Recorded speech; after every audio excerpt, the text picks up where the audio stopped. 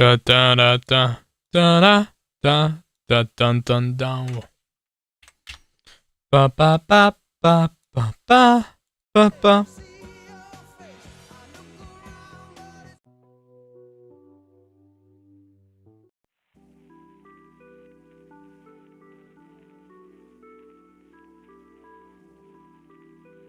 Get some stream beats going on. How we doing, boys?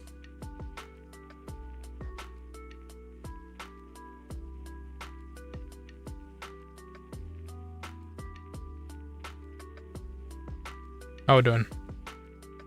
Hope we're good.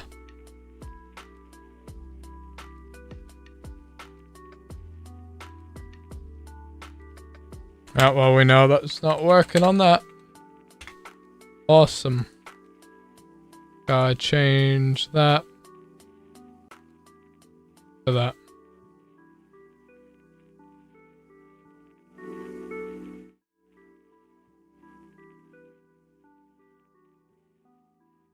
Alright, we got a Go XLR in front of us.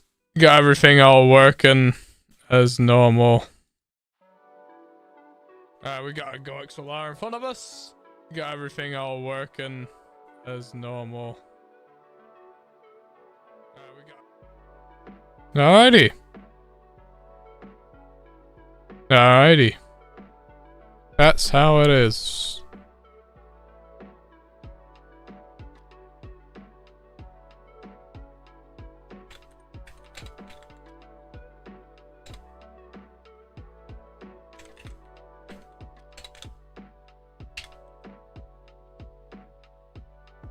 There we go. I don't know where my mates have been. Whether they're still on or not.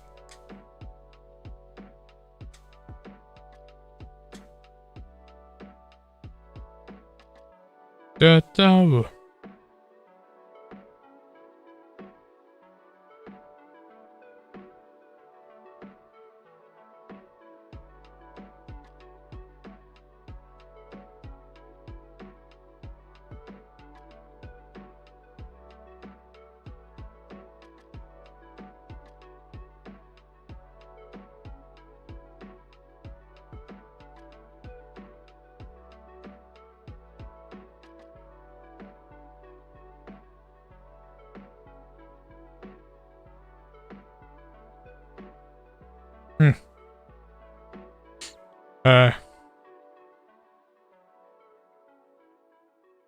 How we doing, boys?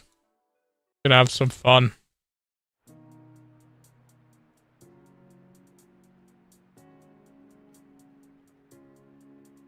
Da da da da da da da da da da da da da.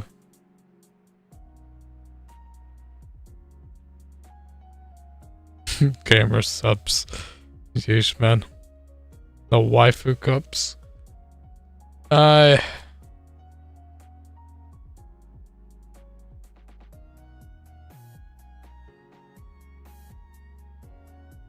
there's a lot more stuff that's coming.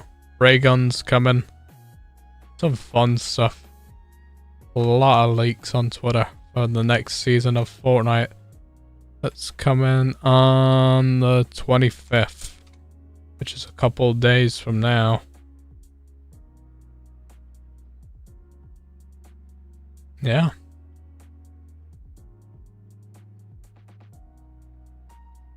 Alright.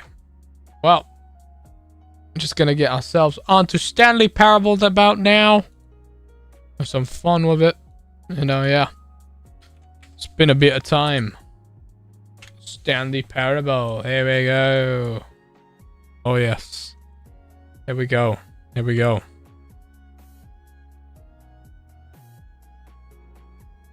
Boys. We got a Go XLR in front of us again. Ah, come on.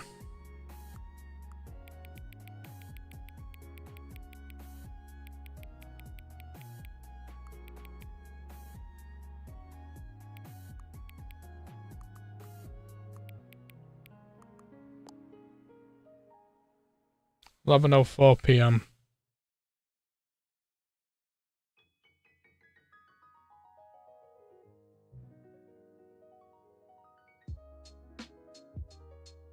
Can I just say something? Thank you for actually setting the clock both times you booted up the game. A lot of people don't care that the steps seriously. They just leave the clock set at 12 and call it a day. But you're actually taking the time to set the clock, and I appreciate that. That's how I know that you care about this experience. You're paying attention. I don't even have any way of knowing the time your settings are correct. Tell you what, I'll make you a deal. Since you're being cooperative, next time you boot up the game, see the screen, just set the clock to your favorite time. Go ahead, pick whichever time you want, even if it's not the correct time. You've earned it. Alright, I'll let you get back to the video game now. Alrighty then. That's great, man. And then you got Inception over here, where if we choose one of these, it goes through all the other ones. You know, which is just like an OBS screen, you know? Just like this, boys. You know? This is the story of a man named Stanley. We know all about Stanley.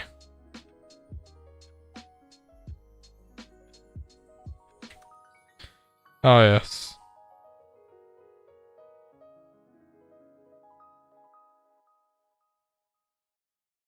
Why does Gigi hate Super Saiyan? Who knows? I'm gonna put a story up. What's going on, Instagrammers? We are playing Stanley Parable right now. Pretty cool game, you know. Got Go XLR set up back again. And, yeah. It's not so bad.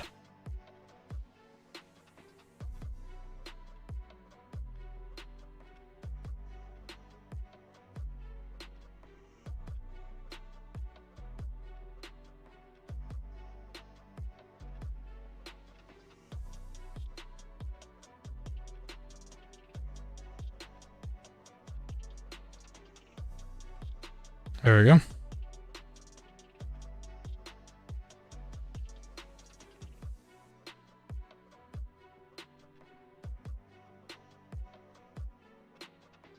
And we place you about there. There we go. That's fine. All of his co-workers were gone. What could it mean? What could it mean? He decided to go to the meeting room. Perhaps he had simply missed a memo. Missed the memo. Yeah, let's find out. We'll go to new content later. When Stanley came to a set of 2 open doors, he entered the door on his left. Oh yes, this time I will. This time. Yet there was not a single person. Can't jump. Feeling a wave of disbelief, Stanley decided to go up to his boss's office. Coming to a staircase, Stanley walked upstairs to his boss's office.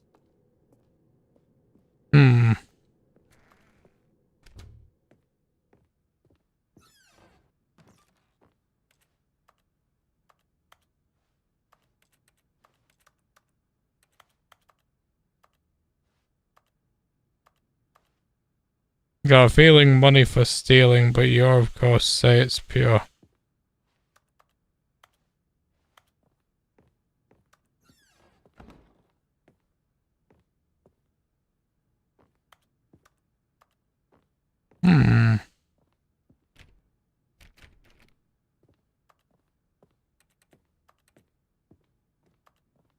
Stepping into his manager's office, Stanley was once again stunned to discover not an indication of any human life. Shocked, unraveled, Stanley wondered in disbelief who orchestrated this. What dark secret was being held from him?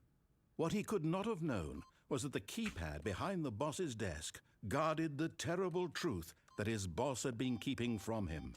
And so the boss had assigned it an extra secret PIN number. 2845. But of course, Stanley couldn't possibly have known this. Yet incredibly, by simply pushing random buttons on the keypad, Stanley happened to input the correct code by sheer luck. Amazing. He stepped into the newly opened passageway. Nice.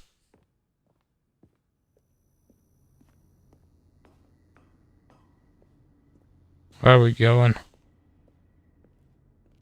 Gives me Five Nights at Freddy's vibes, this.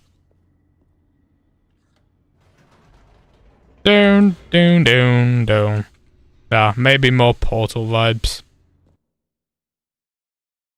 By sheer luck, he found.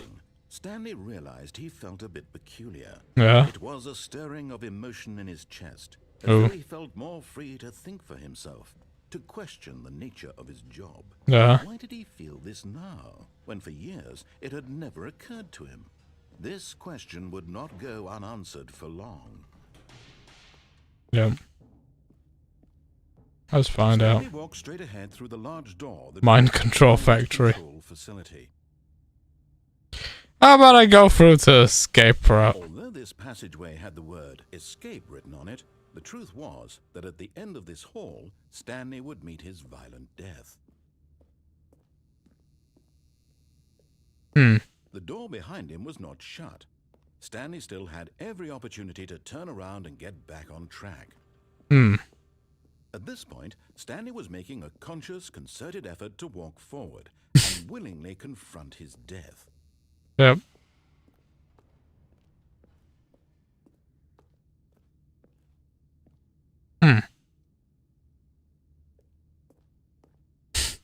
Wonder if he goes and says anything backwards.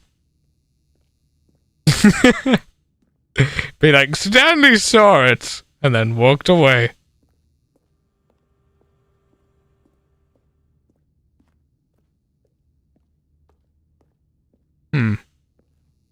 Nope. Narrator's gone quiet.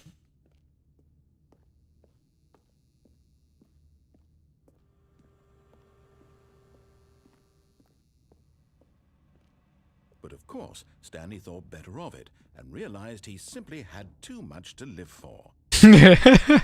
Nice.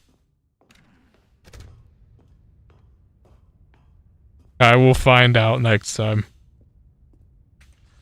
The lights rose on an enormous room packed with television screens. Wow. What horrible secret did this man hold? Stanley thought. So cool. Did he have the strength to find out? Let's find out. This one's like one of the most easiest exits, I'm guessing. The monitors jumped to life. Oh. Their true nature revealed. Each bore the number of an employee in the building, Stanley's co-workers. The lives of so many individuals reduced to images on a screen, and Stanley, one of them, eternally monitored in this place where freedom meant nothing. Aha! You've made it to the bottom of the mind control facility. Welcome! You see, back when the Stanley Parable first launched in 2013, getting to the bottom of the mind control facility was a bug that we simply didn't catch during development. And you all sent us lots of photos of it on Twitter and acted very superior about it. Yep. And you're all very, very clever. Good for you. Anyway, when it came time to update the game, we knew that we had to do something about this goof of ours. So here you go. It's no longer a bug. Content. You can call it the bottom of the mind control room ending, if that enhances your perception of the value of these updates. Isn't that what you crave? New content? Always more content, more content, more. And I'm here to give it to you. I'm here to make it seem like we really covered every nook and cranny of the game. Secrets and Easter eggs. How about this? We wrote a new piece of music just for this section. You won't hear it anywhere else in the game. It's awesome. A secret that's just for you. That's how special you are. Nice. Call this track, Good Job You've Made It to the Bottom of the Mind Control Facility. Well done. Nice. Good job. You did it. Hey. Good job. You did it. 3, 2, 1. Good job. You made it to the bottom of the mind control facility. You jumped on the catwalk. You should have been careful. You should have been careful. It used to be a bug, but now it's an ending. Now it's an ending. I believe in you. I believe in your ability to cross this barrier. Chase your dreams.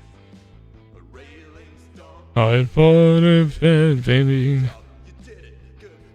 You did it. You did it. You did it. You did it. You did it. Oh man.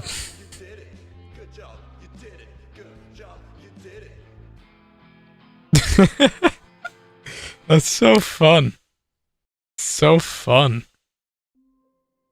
Right, we gotta do that again. All of his co-workers were gone. What could it mean? Stanley decided to go to the meeting room. Perhaps he had simply missed a memo. Nope. When Stanley came to a set of 2 open doors, he entered the door on his left.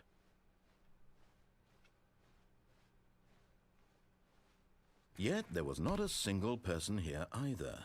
Feeling a wave of disbelief, Stanley decided to go up to his boss's office. Coming to a staircase, Stanley walked upstairs to his boss's office.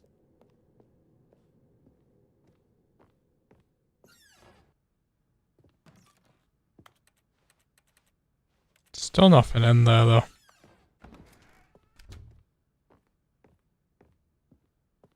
Stepping into his manager's office, Stanley was once again stunned to discover not an indication of any human life.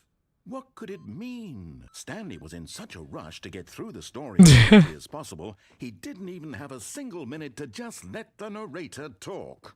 Yep. Anxiety isn't healthy, so he relaxed for a few moments with some calming new age music. Oh, come on, you sudden prick. You sudden prick. Let me go. You prick. You sudden narrator. Come on, you prick. Stanley calmly walked forward. You prick. Thanks. I'm gonna kill myself just because of you now. Yes.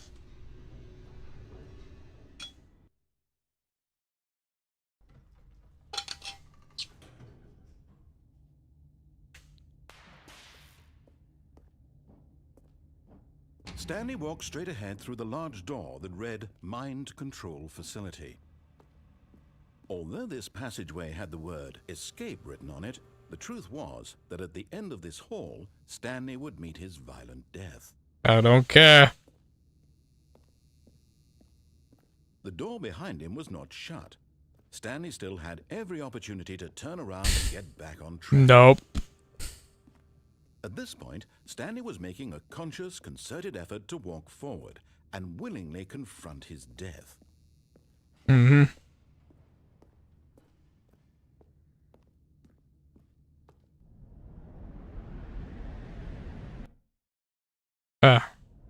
Hey!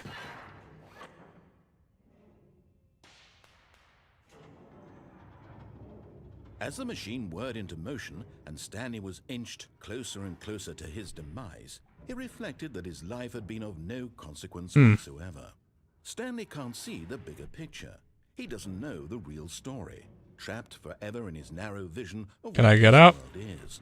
Perhaps his death was of no great loss, like plucking the eyeballs from a blind man. Can I get So out? he resigned and willingly accepted this violent end to his brief and shallow life. Farewell, Stanley. Can I get out? No. Farewell, Stanley, cried the Narrator. as Stanley was led helplessly into Yes! the I'm alive! doors.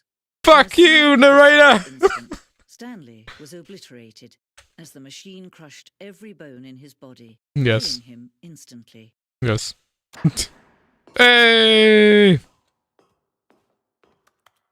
I live. I live. The Stanley Parable. Yet it would be just a few minutes before Stanley would restart the game, back in his office, as alive as ever. What exactly did the narrator think he was going to accomplish? When Oh, every path nice. you can walk has been created for you long in advance. Oh, death nice. becomes meaningless, making life the same. Nice. Do you see now? Do you see that Stanley was already dead from the moment he hit start? Yep.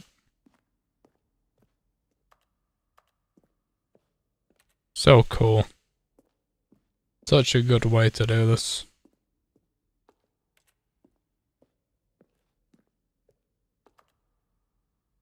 Two-way door, the start of the adventure.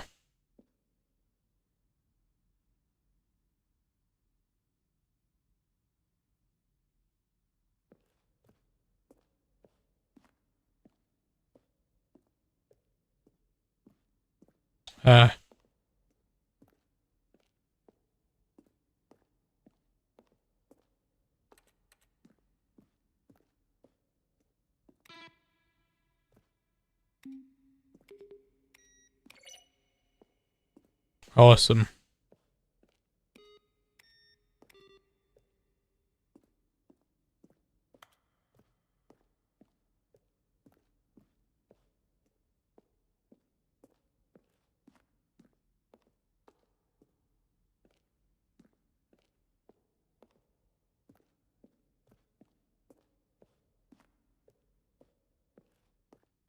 Stanley walked over the bridge.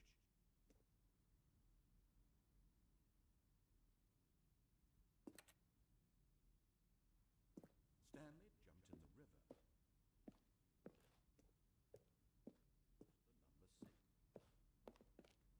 river. Underground. That's where we were. Oh yes. Very cool. Very cool.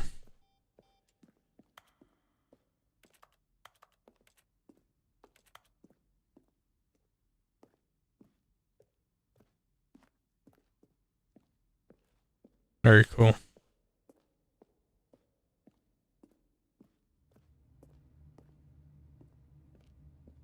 Very nice.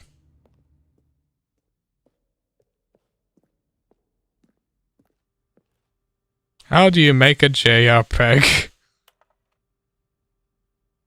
How is the game? How's it going? Hope it's good or better. The first one, smiley face, from a cool man. Cool. Are you a rock? No.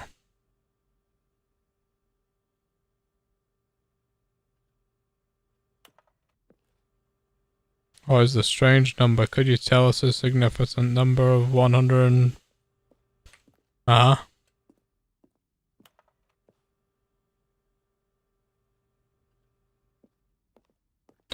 Okay.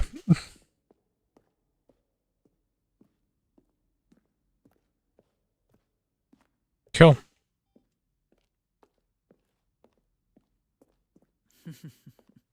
Oh, look at these two. How they wish to destroy one another. How they wish to control one another. How they both wish to be free.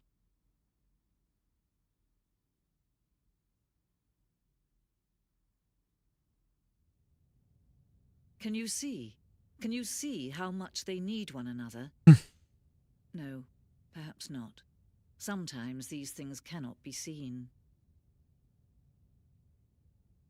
But listen to me. You can still save these two. You can stop the program before they both fail.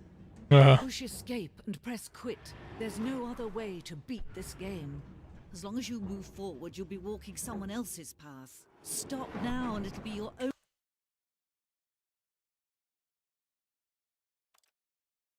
only true choice. Whatever you do, choose it. Don't let time choose for you.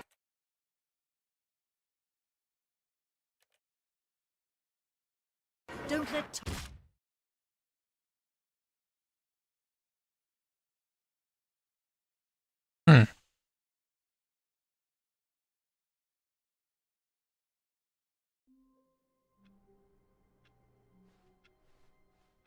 All of his co-workers were gone. What could it mean? Stanley decided to go to the meeting room. Perhaps he had simply missed a memo.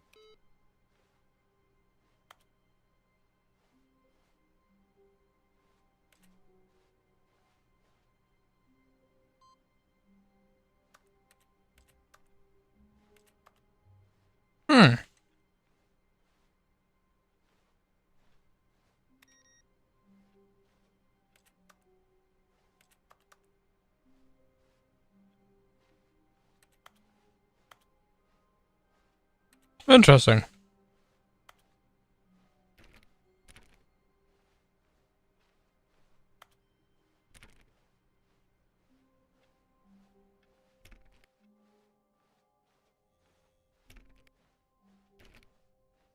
When Stanley came to a set of 2 open doors, he entered the door on his left.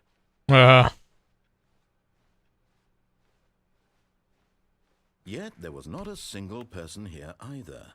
Feeling a wave of disbelief, Stanley decided to go up to his boss. Stanley stepped into the broom closet, but there was nothing here, so he turned around and got back on track. Do do do do do do do do do do do do. No choice to make, no path to follow, just an empty broom closet. No reason to still be here.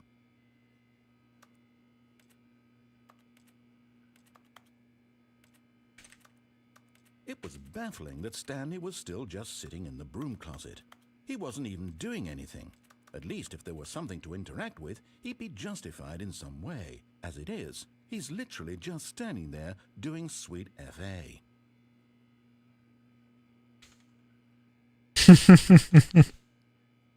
It's fun pissing off. Are you really still in the broom closet? Standing around doing nothing? Why? Please offer me some explanation. I'm genuinely confused. It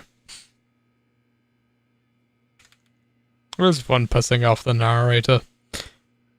You do realize there's no choice or anything in here, right?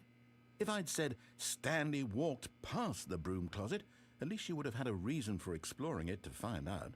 But it didn't even occur to me because literally this closet is of absolutely no significance to the story whatsoever. I never would have thought to mention it.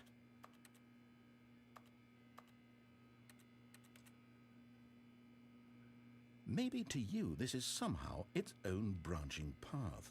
Yep. Maybe when you go talk about this with your friend, you'll say, "Oh, did you get the broom closet ending? The broom closet ending was my favourite." Thanks, dude. I hope your friends find this concerning.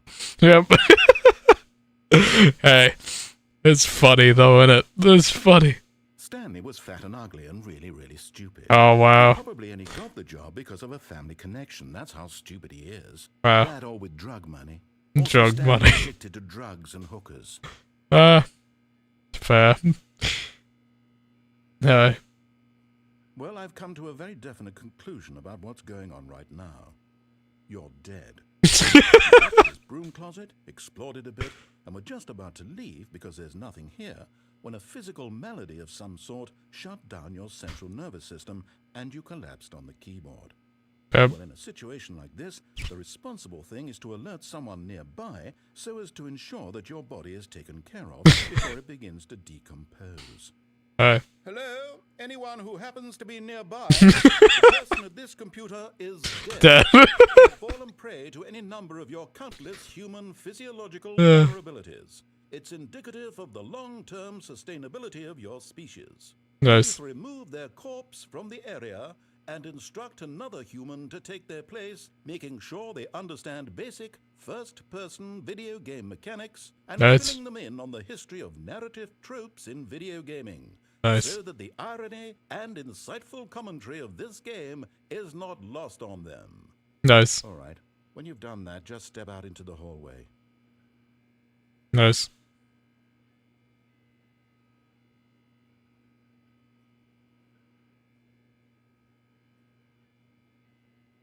Let's have a see.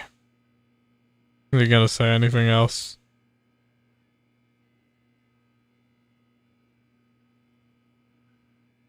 Is he gonna say anything?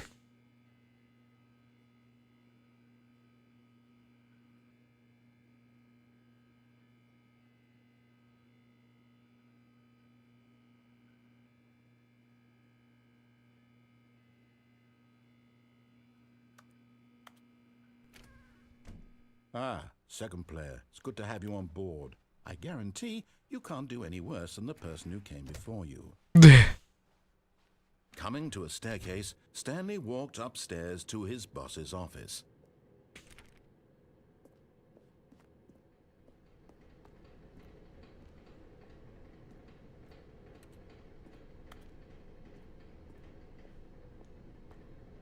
But Stanley just couldn't do it. He considered the possibility of facing his boss. Admitting he had left his post during work hours, he might be fired for that. And in such a competitive economy, why had he taken that risk? All because he believed everyone had vanished. His boss would think he was crazy. And then something occurred to Stanley. Maybe, he thought to himself, maybe I am crazy. All of my co-workers blinking mysteriously out of existence in a single moment for no reason at all. None of it made any logical sense. And as Stanley pondered this, he began to make other strange observations. For example, why couldn't he see his feet when he looked down?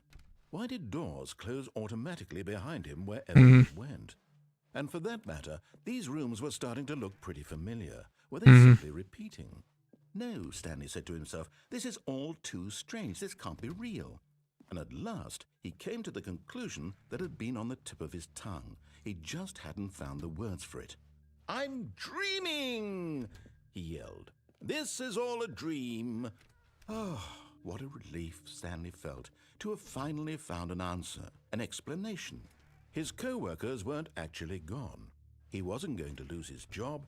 He wasn't crazy after all. And he thought to himself, I suppose I'll wake up soon. I'll go back to my boring real job pushing buttons. I may as well enjoy this while I'm still lucid. So he imagined himself flying and began to gently float above the ground. Then he imagined himself soaring through space on a magical starfield, and it too appeared. It was so much fun, and Stanley marveled that he had still not woken up. How was he remaining so lucid? And then perhaps the strangest question of them all entered Stanley's head. One he was amazed he hadn't asked himself sooner. Why is there a voice in my head dictating everything that I'm doing and thinking? Now the voice was describing itself being considered by Stanley, who found it particularly strange. I'm dreaming about a voice describing me, thinking about how it's describing my thoughts, he thought. And while he thought it all very odd, and wondered if this voice spoke to all people in their dreams, the truth was that, of course, how it could was it? not a dream. How could it be? Was Stanley simply deceiving himself, believing that if he's asleep, he doesn't have to take responsibility for himself? Stanley is as awake right now as he's ever been in his life. Now, hearing the voice speak these words was quite a shock to Stanley. After all, he knew for certain, beyond a doubt, that this was in fact a dream. Did the voice not see him float and make the magical stars just a moment ago? How else would the voice explain all that? This voice was a part of himself too. Surely, if he could just... He would prove it. He would prove that he was in control, that this was a dream. So he closed his eyes gently, and he invited himself to wake up. He felt the cool weight of the blanket on his skin, the press of the mattress on his back, the fresh air of a world outside this one. Let me wake up, he thought to himself. I'm through with this dream. I wish it to be over. Let me go back to my job. Let me continue pushing the buttons. Please. Continue pushing the buttons. I want my apartment. He wants the buttons. And my job. All I want is he my likes life buttons. exactly the way it's always been. My life is normal. I am normal. Everything will be fine. I am okay.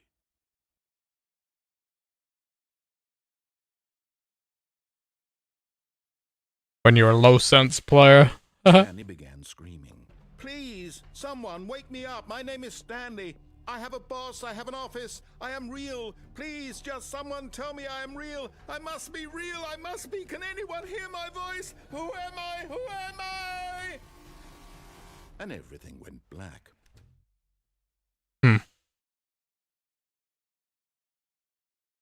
This is the story of a woman named Mariella. Mariella woke up on a day like any other. She arose, got dressed, gathered her belongings. We've had this.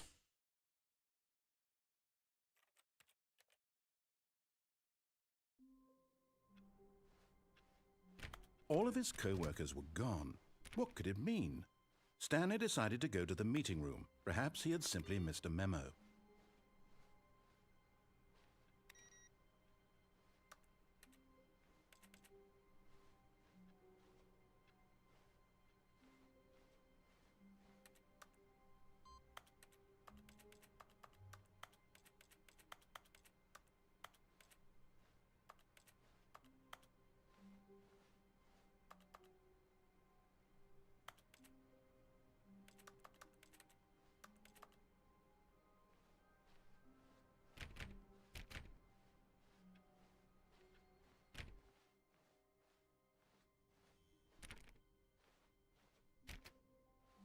When Stanley came to a set of 2 open doors, he entered the door on his left.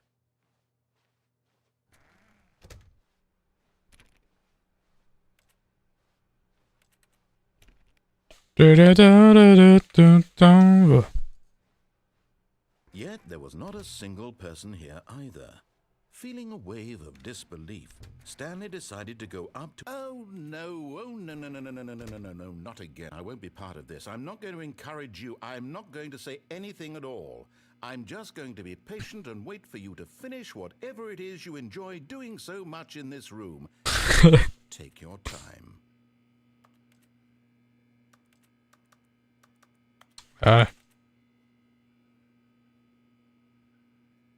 Yep.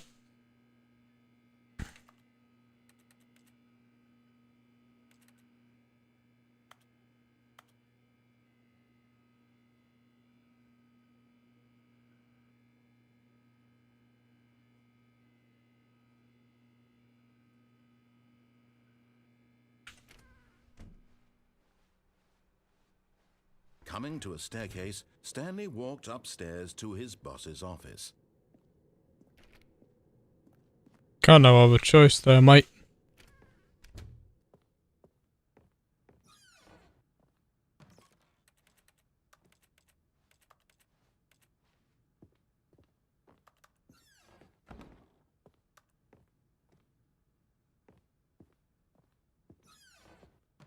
Oh.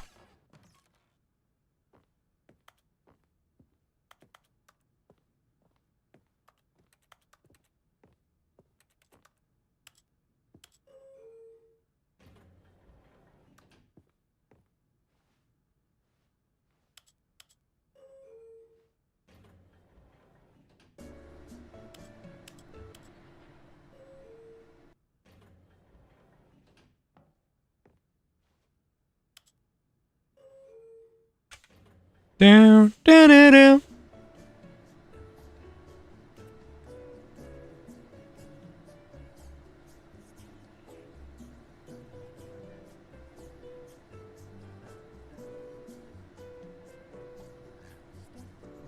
Cool. Elevator music. Do, do, do, do. Do.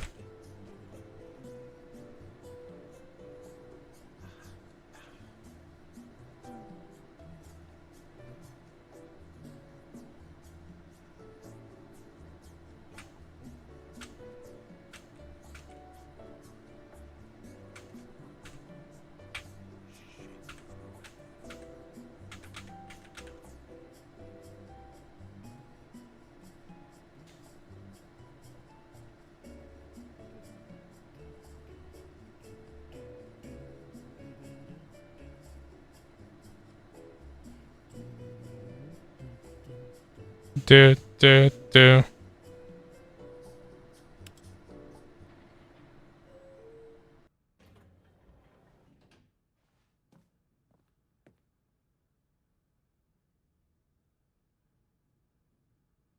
It's an elevator that goes nowhere. It's a bit stupid. Okay, I think we all know the drill by now. Blah, blah, blah. Dark secrets, the keypad. Stanley pushes some buttons. Oh, hey, look, it's a new passageway. Quelle surprise.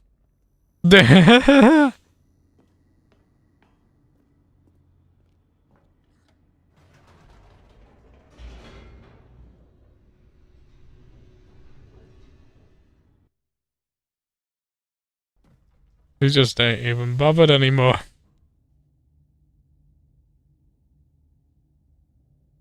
Man. Crazy.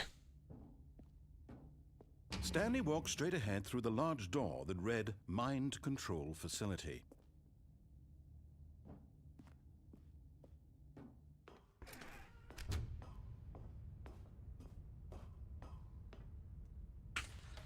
The lights rose on an enormous room packed with television screens.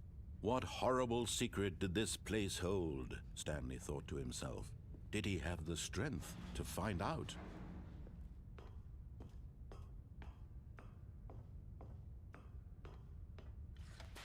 Now the monitors jumped to life, their true nature revealed.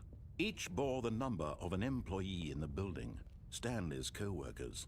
The lives of so many individuals reduced to images on a screen, and Stanley, one of them, eternally monitored in this place where freedom meant nothing.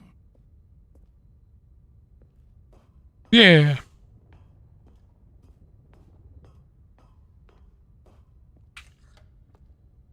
This mind control facility, it was too horrible to believe. It couldn't be true. Had Stanley really been under someone's control all this time? Was this the only reason he was happy with his boring job? That his emotions had been manipulated to accept it blindly? Let's find out. Oh, he refused to believe it. He couldn't accept it. His own life in someone else's control? Never! It was unthinkable. Wasn't it? Was it even possible? Had he truly spent his entire life utterly blind to the world? But here was the proof. The heart of the operation. Controls labeled with emotions. Happy, or sad, or content. Walking, eating, working. All of it monitored and commanded from this very place. And as the cold reality of his past began to sink in, Stanley decided that this machinery would never again exert its terrible power over another human life. For he would dismantle the controls once and for all.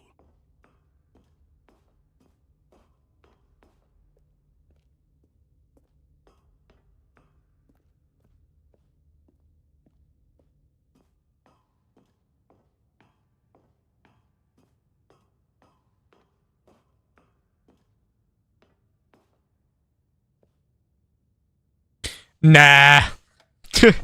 Oh, Stanley, you didn't just activate the controls, did you? After they kept you enslaved all these years, you go and you try to take control of the machine for yourself. Is that what you wanted? Control? Oh, Stanley, I applaud your effort, I really do. But you need to understand, there's only so much that machine can do. You were supposed to let it go, turn the controls off, and leave. If you want to throw my story off track, you're going to have to do much better than that. I'm afraid you don't have nearly the power you think you do. For example, and I believe you'll find this pertinent, Stanley suddenly realized he had just initiated the network's emergency detonation system. In the event that this machine is activated without proper DNA identification, nuclear detonators are set to explode, eliminating the entire complex. How long until detonation then? Let's say, 2 minutes. Ah, now this is making things a little more fun, isn't it, Stanley? It's your time to shine. You are the star. It's your story now. Shape it to your heart's desires. Oh, this is much better than what I had in mind. What a shame we have so little time left to enjoy it. Mere moments until the bomb goes off. But what precious moments each one of them is. More time to talk about you, about me, where we're going, what all this means. I barely know where to start. What's that? You'd like to know where your co-workers are? A moment of solace before you're obliterated? All right, I'm in a good mood. You're gonna die anyway. I'll tell you exactly what happened to them. I erased them. I turned off the machine. I set you free. Of course, that was merely in this instance of the story. Sometimes when I tell it, I simply let you sit there in your office forever, pushing buttons endlessly and then dying alone. Other times, I let the office sink into the ground, swallowing everyone inside, or I let it burn to a crisp. I have to say this, though, this version of events has been rather amusing. Watching you try to make sense of everything and take back the control wrested away from you, it's quite rich. I almost hate to see it go. But I'm sure whatever I come up with on the next go-around will be even better. My goodness, only 34 seconds left. But I'm enjoying this so much. You know what? To hell with it. I'm going to put some extra time on the clock, why not? These are precious additional seconds, Stanley. Time doesn't grow on trees. Oh dear me, what's the matter, Stanley? Is it that you have no idea where you're going or what you're supposed to be doing right now? Or did you just assume when you saw that timer that something in this room was capable of turning it off? I mean, look at you. Running from button to button, screen to screen, clicking on every little thing in this room. These numbered buttons, no, these colored ones. Or maybe this big red button, or this door. Everything, anything, something here will save me. Why would you think that, Stanley? That this video game can be beaten? Won? Solved? Do you have any idea what your purpose in this place is? Stanley, you're in for quite a disappointment. But here's a spoiler for you. That timer isn't a catalyst to keep the action moving along. It's just seconds ticking away to your death. You're only still playing instead of watching a cutscene because I want to watch you for every moment that you're powerless. To see you made humble. This is not a challenge. It's a tragedy. You wanted to control this world, that's fine. But I'm going to destroy it first, so you can't. Take a look at the clock, Stanley. That's 30 seconds you have left to struggle. 30 seconds until a big boom and then nothing. No ending here, just you being blown to pieces. Will you cling desperately to your frail life, or will you let it go peacefully? Another choice. Make it count, or don't. It's all the same to me, all a part of the joke. And believe me, I will be laughing at every second of your inevitable life from the moment we fade in until the moment I say, happily ever up.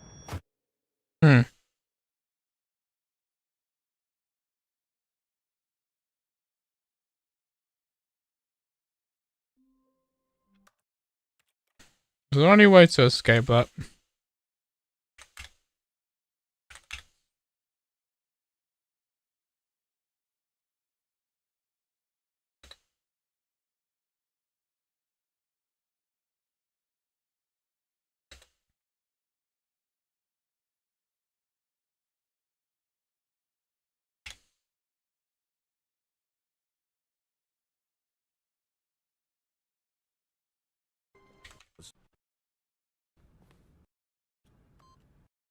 But it turns out that the panel's emergency to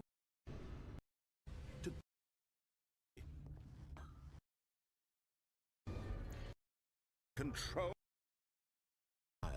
Oh, this is much better than what I had in mind. What a shame we have so little time left to enjoy it. Mere moments until the bomb goes off. I'm gonna die anyway. The machine. Sometimes dying and following this take back. Oh, better. This sound clock white on trees. Idea timer that's from button or this door, Stanley. That this video game can be beaten? Won? Solved? Do you have any idea what your purpose? Your is to keep the action moving, watching a cut humble all this world. Take a look at the clock, Stanley, and then nothing. No ending here, just you being blown to pieces. Will you this? Make it count, or don't. It's all the same to me. No! This isn't right at all. You're not supposed to be here yet. This is all a spoiler. Quick, Stanley, close your eyes.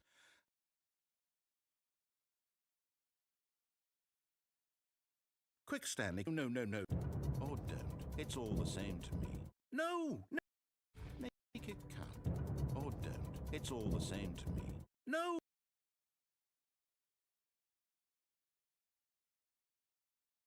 Make it count. Or don't. It's all the same to me. No!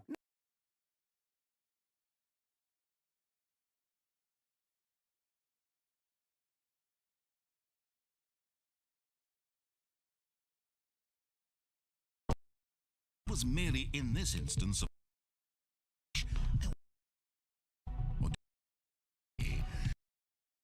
so you can't.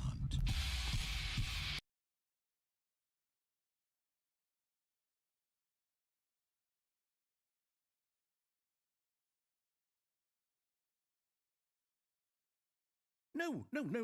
Where we're going. What all this. Might as well try it. Stanley decided to go to the meeting room to check on his co-workers. He never functioned well by himself and constantly needed support and guidance from others. So the thought of total solitude was terrifying to him. No matter how hard Stanley looked, he couldn't find a trace of his co-workers.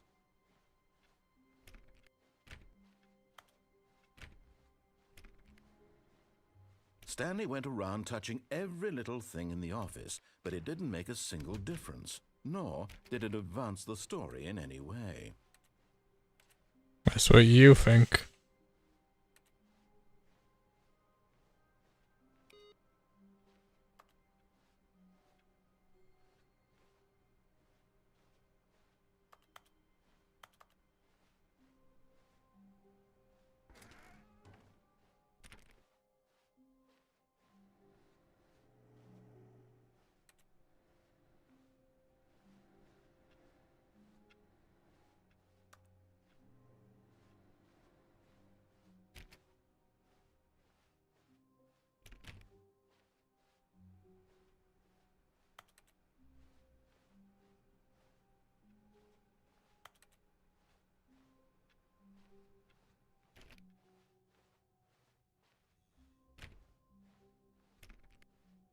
When Stanley came to a set of 2 open doors, he entered the door on his left.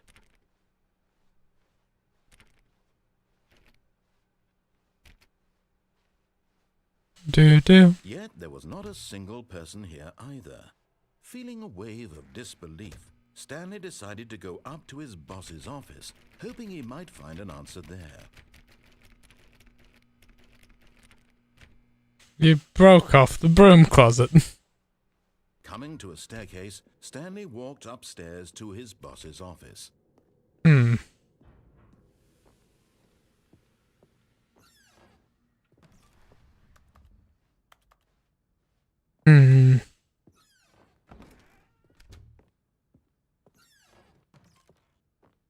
See if we can actually use the elevator.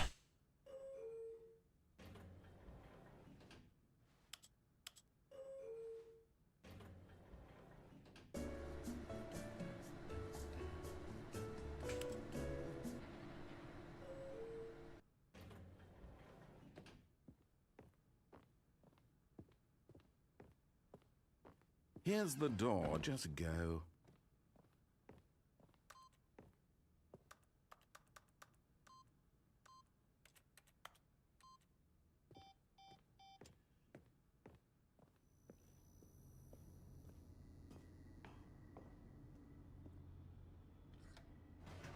Do.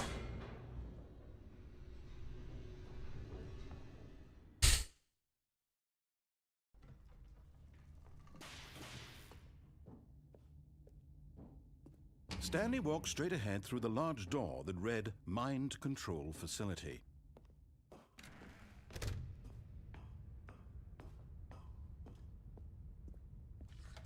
The lights rose on an enormous room packed with television screens. What horrible secret did this place Come on. hold? Stanley thought to himself. Did he have the strength to find out?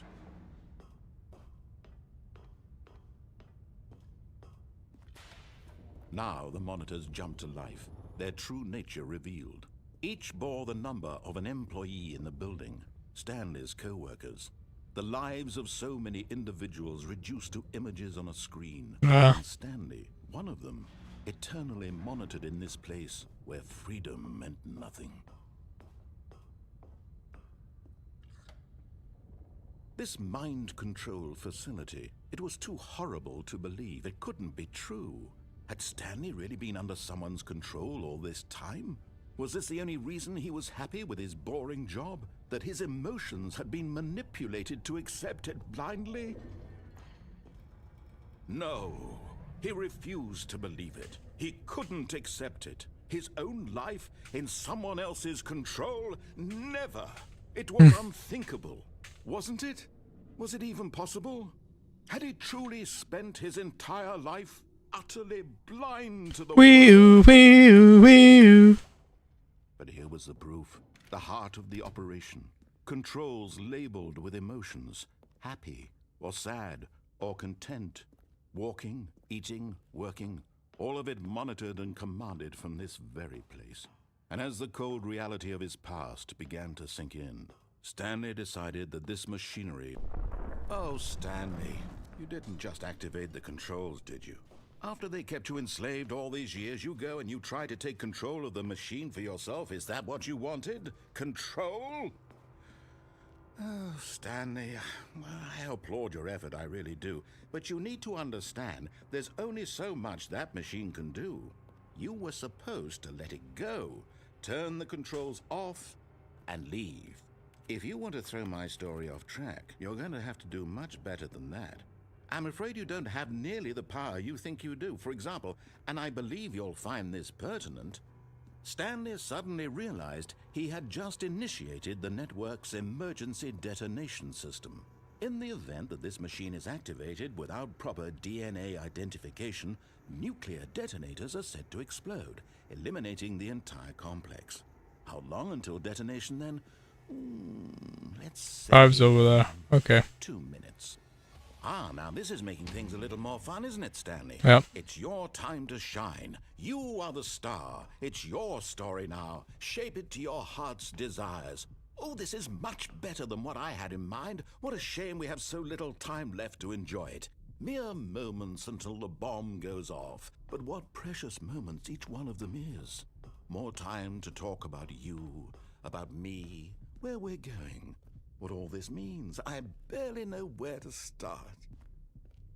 What's that? You'd like to know where your co-workers are? A moment of solace before you're obliterated? All right, I'm in a good mood. You're gonna die anyway. I'll tell you exactly what happened to them. I erased them. I turned off the machine. I set you free. Of course, that was merely in this instance of the story. Sometimes when I tell it, I simply let you sit there in your office forever, pushing buttons endlessly and then dying alone. Other times, I let the office sink into the ground, swallowing everyone inside, or I let it burn to a crisp. I have to say this, though, this version of events has been rather amusing. Watching you try to make sense of everything and take back the control wrested away from you, it's quite rich. I almost hate to see it go. But I'm sure whatever I come up with on the next go-around will be even better. My goodness, only 34 seconds left. But I'm enjoying this so much. You know what? To hell with it. I'm going to put some extra time on the clock, why not? These are precious additional seconds, Stanley. Time doesn't grow on trees. Oh dear me, what's the matter, Stanley? Is it that you have no idea where you're going or what you're supposed to be doing right now? Or did you just assume when you saw that timer that something in this room was capable of turning it off? I mean, look at you. Running from button to button, screen to screen, clicking on every little thing in this room. These numbered buttons, no, these colored ones. Or maybe this big red button, or this door. Everything, anything, something here will save me. Why would you think that, Stanley? That this video game can be beaten? Won? Solved? Do you have any idea what your purpose in this place is? But you really believe there's an answer? How many times will you replay this bit, looking desperately for a solution? 10? 100? 1,000? I look forward to finding out and to watching the bomb go off each time you fail.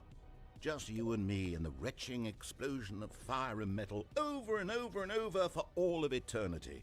And Stanley died again. And Stanley died again. And Stanley died again. Take a look at the clock, Stanley. That's 30 seconds you have left to struggle. 30 seconds until a big boom and then nothing. No ending here, just you being blown to pieces. Will you cling desperately to your frail... This means I imagine... Of course, sit there or I'll other him away. Sure, I couldn't you? There were timer running from all this that you have. That's your death. Powerless. It's a tragic. Destroyed first. 30-second ending here. Or will you let another choice? Frail life here. Just you being blown to pieces until a big Stanley. That's 30 seconds you have left to struggle. 30 seconds until a big boom and then nothing. No ending here. Just you being blown to pieces. Will you cling desperately to your frail life? Or will you let it go peacefully? Another choice. Your life? Or will you let it go peacefully? Another choice. Make it count. Or don't. It's all the same to me. All a part of the joke. And believe me, I will be laughing at every second of your inevitable life from the moment we fade in until the moment I say, happily ever after.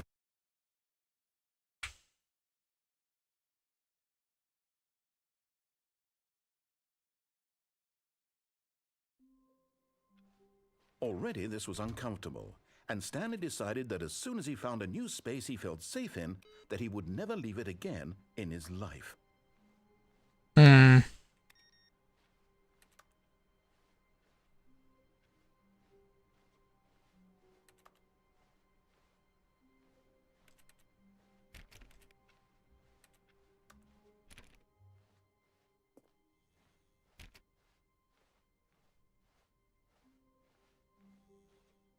Hmm.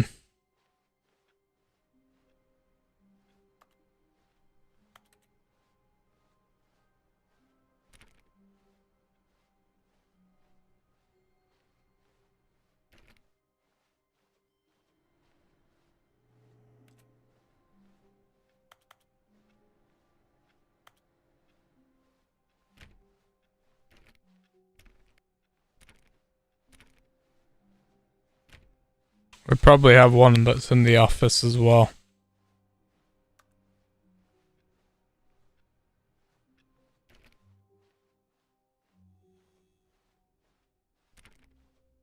When Stanley came to a set of 2 open doors, this was not the correct way to the meeting room, and Stanley knew it perfectly well. Perhaps he wanted to stop by the employee lounge first, just to admire it. Yeah. Ah, yes, truly a room worth admiring. But eager to get back to business, Stanley took the first open door on his left. Fine. And so he detoured through the maintenance section, walked straight ahead to the opposite door, and got back on track.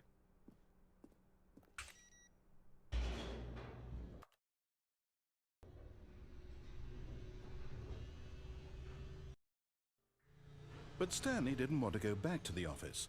He wanted to wander about and get even further off track. So now in order to get back, he needed to go, from here it's, left. Oh, no, it's to the right, my mistake.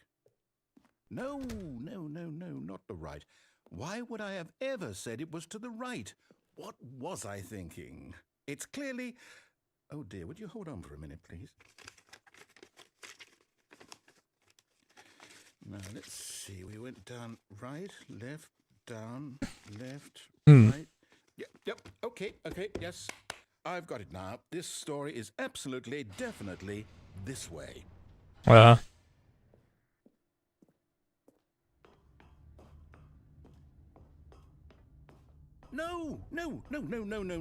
This isn't right at all. You're not supposed to be here yet. This is all a spoiler. Quick, Stanley, close your eyes.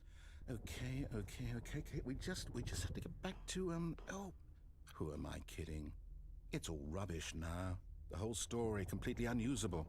How about, rather than waste my time trying to salvage this nonsense, we'll just restart the game from the beginning.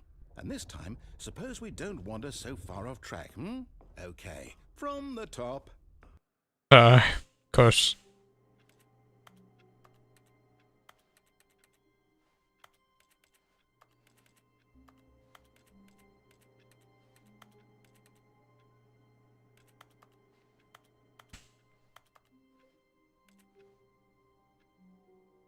I hate Mondays. Okay, Garfield. All of his co-workers were gone. What could it mean? Stanley decided to go to the meeting room. Perhaps he had simply missed a memo.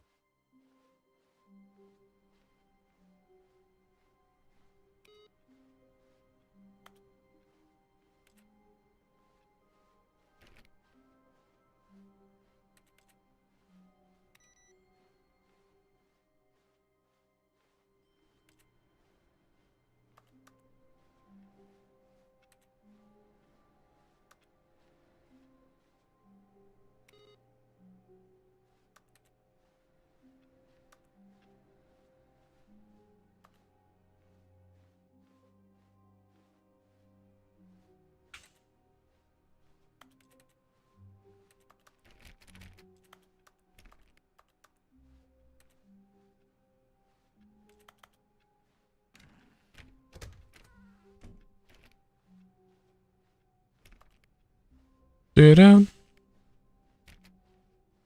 When Stanley... Wait, Wait, what? There's more than 2 doors now. No, I restarted. I swear I definitely restarted the game over, completely fresh. Everything should be... Or did something change? Stanley, did you change anything when we were back in that room with all the monitors? Did you move the story somewhere or... Hold on. Why am I asking you? I'm the one who wrote the story. It was right here just a minute ago. I know for sure that it's here somewhere. Okay, then. It's an adventure. Come, Stanley. Let's find the story.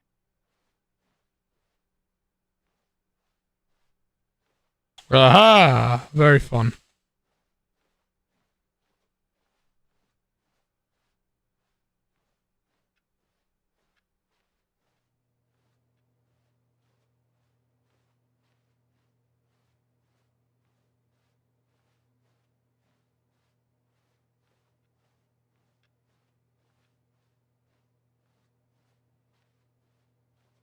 I'll say it. This is the worst adventure I've ever been on. I can promise you there definitely was a story here before. Do we need to restart the game again?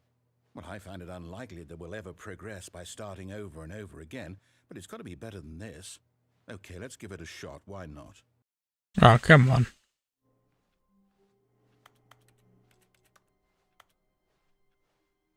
All of his co-workers were gone. What could it mean? Stanley decided to go to the meeting room. Perhaps he had simply missed a memo.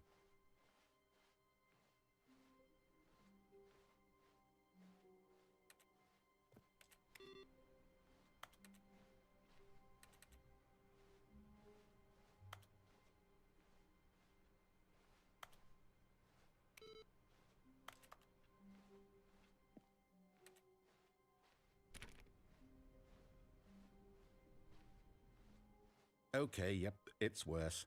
I might be remembering this wrong. It's possible the story is back where we just came from. Why don't we go back the other direction and see if we missed anything?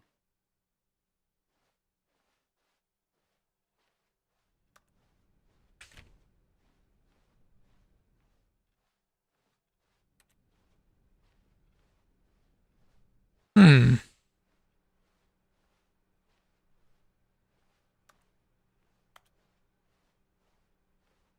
Very cool. Aha! I knew we'd miss something. The story. Here it comes. It's backwards. No, wait, never mind. Not the story. Okay, let's head back the other way and retrace our steps.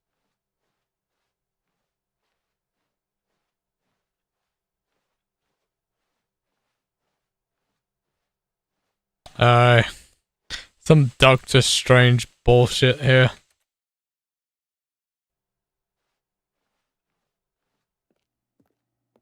Now this... Well, I'll be honest, I don't recognize this place at all. Is this the story? It's being redone. So, I can't quite recall, but I believe my story took place in an office building. Is that correct? Do you remember, Stanley? Nope. Since I've completely forgotten what we were supposed to be doing, how about this? You win! Yeah. Congratulations! I know you put in a lot of hard work, and it really paid off, so good job. Oh, no. No, I don't feel right about this at all. We both know you didn't put in any actual work for that win. Yep. Some people win fair and square, and this was not one of those situations. Okay, I'm getting weirded out by whatever this place is. I don't care what might happen this time. I have to restart. Yep. Hey. Right, I've got a solution. This time, to make sure we don't get lost, I've employed the help of the Stanley Parable Adventure Line. Nice. Just follow the line. How simple is that? Nice. Love that Bane lines.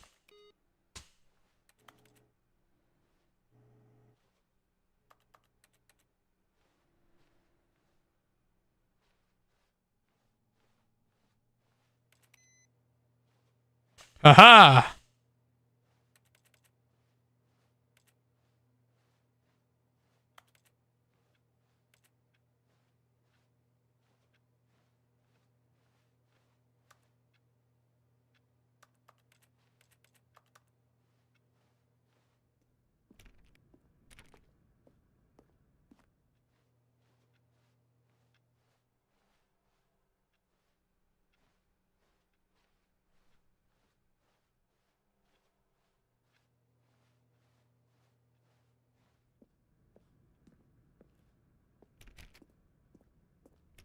see, the line knows where the story is. It's over in this direction.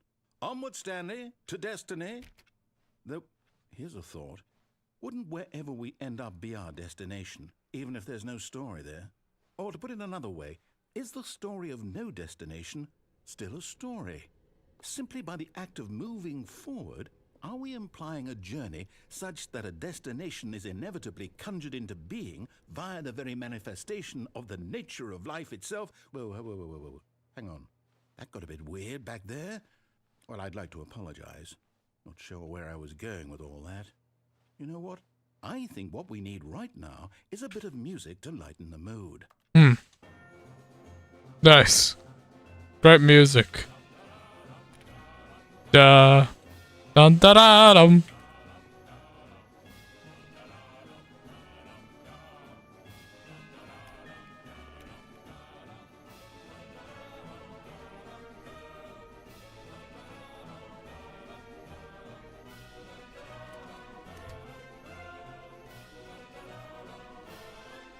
What in the hell? What in the hell? What in the hell?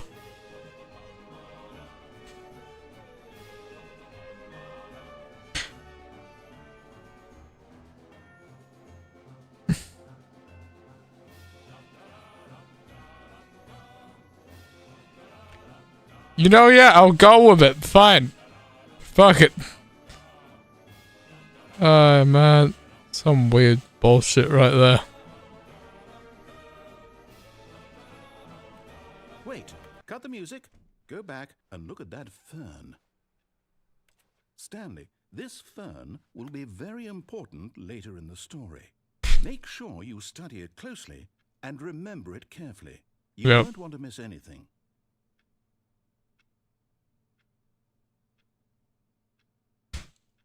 Alrighty.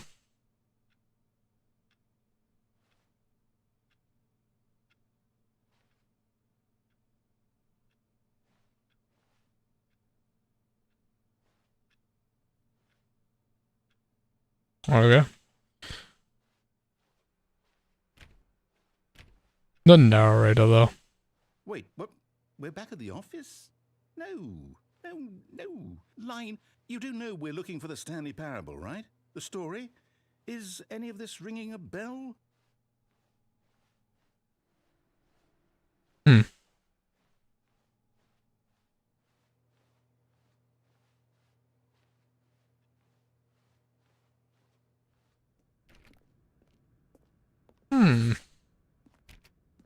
Yeah.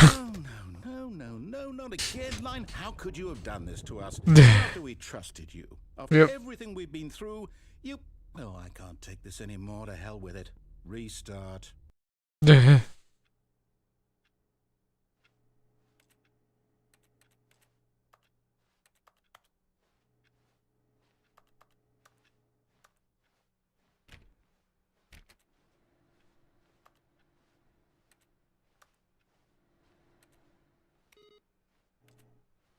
You know what, Stanley? I say forget the adventure line. What's it ever done for us? We're intelligent people, right? Why can't we make up our own story? Something exciting, daring, mysterious. Ooh, this all sounds perfectly doable. Why don't we simply start wandering in, well, I don't know. How about this direction?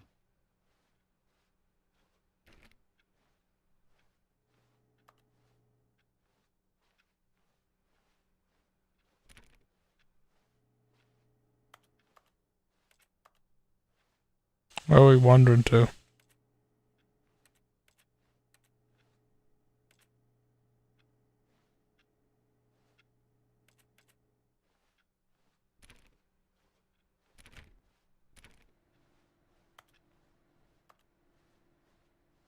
Oh, okay. Yes, this is exciting. Just Oh, me yes. and Stanley forging a new path, a new story. Well, it could be anything. What do you Could be anything. want it to be? Go wild. Use your imagination. Whatever it might be, Stanley, I'm ready for it. Oh, no, not you again.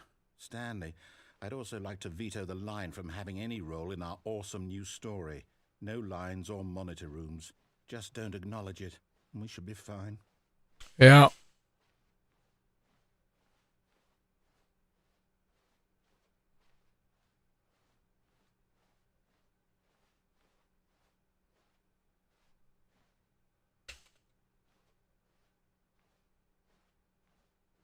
Hmm. Ah, a choice. We get to make a Ah, decision. From here, the a story choice. is in our control. How important we mustn't squander the opportunity. In fact, I believe I need a minute to think here. Just walk in circles for a minute. Okay, so I know that each door has to lead somewhere, which means that somewhere, the place where we're trying to go, there must be a reverse door that leads here. And that in turn means that our destination corresponds with the counter-inverted reverse door's origin. So starting from the right, let us ask, will taking the right door lead us to where we're going? And since the answer is clearly yes, then by all accounts, the door on the right is the correct one. Another victory for logic. Come, Stanley, our destiny awaits. Yeah. Oh, hold up, what's this? Fusion ending. You're telling me that's what this is? It's all one giant ending? And we're supposed to restart the game, what, eight times? That's really how all this goes? It's all determined? So now, according to the schedule, I restart again. Then what? Am I just supposed to forget? Well, what if I don't want to forget? My mind goes blank simply because it's written here on this thing, wall. Well, who consulted me? Why don't I get to decide? Why don't I get a say in all of this? Is it really? No, it can't be. I don't want it to be. I don't want the game to keep restarting. I don't want to forget what's going on. I don't want to be trapped like this. I won't restart the game. I won't do it. I won't do it. I won't do it. And the timer stopped? Does that mean, did we do it? Did we break the cycle? Yep. The, whatever it is that made this schedule? How would we even know? Will someone come for us? Will something happen? Nah. So, okay. I guess now we just wait. You know, I suppose in some way that this is a kind of story. Wouldn't you agree? Yep. I'm not quite sure if we're in the destination or the journey. Nope. They're always saying that life is about the journey and not the destination. So I hope that's where we are right now. Yep. We'll find out, won't we? Eventually. Well, in the meantime, if you do...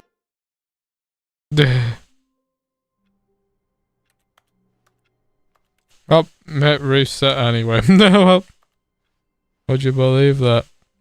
Already this was uncomfortable, and Stanley decided that as soon as he found a new space he felt safe in, that he would never leave it again in his life. Cool.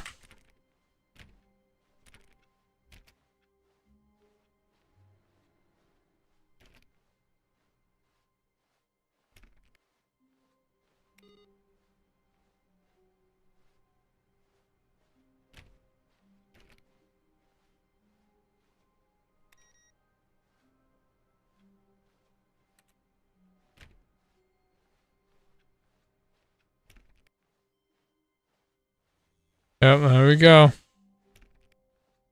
When Stanley came to a set of 2 open doors, he entered the door on his left.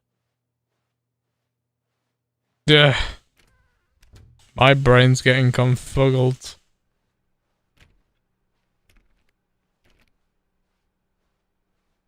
Yet there was not a single person here either.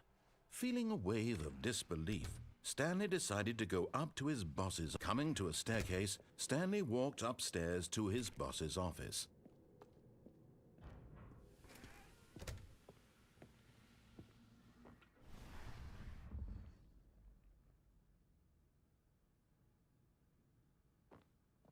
Here's the door, just go.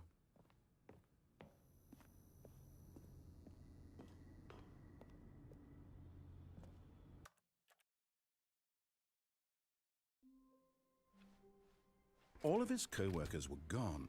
What could it mean? Stanley decided to go to the meeting room. Perhaps he had simply missed a memo. Mm-hmm.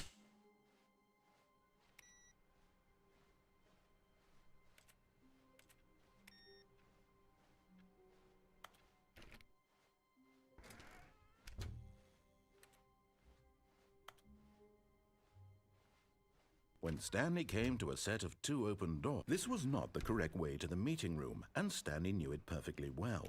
Perhaps he wanted to stop by the employee lounge first, just to admire it.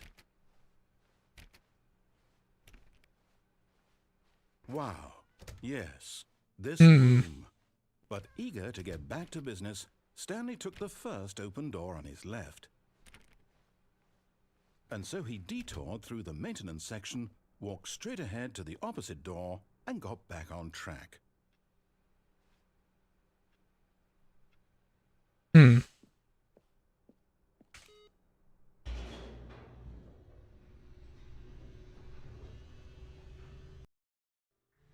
But Stanley didn't want to go back to the office. He wanted to wander about and get even further off track. So now in order to get back, he needed to go, from here it's, left. Oh, no, it's to...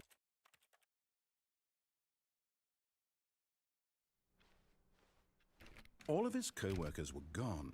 What could it mean? Stanley decided to go to the meeting room. Perhaps he had simply missed a memo. Mm-hmm.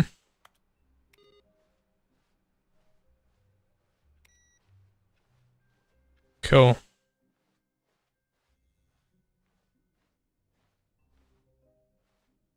Oh. Oh, good. You notice my sign. Yes, I have something very exciting to show you.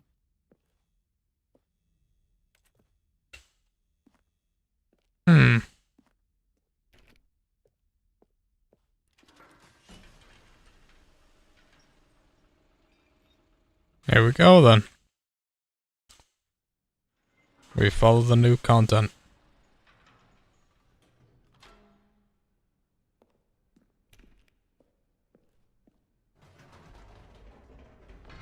You see, Stanley, I've been reflecting on the Stanley parable and about how roundly disappointing this ultra-deluxe version has turned out to be.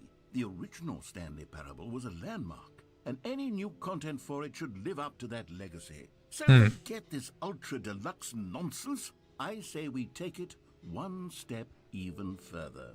Which is why I'm very proud to announce for the first time ever, the Stanley Parable 2. Oh.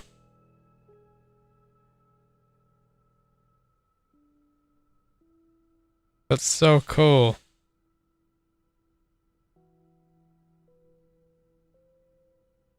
That's such a way to do it. Nice.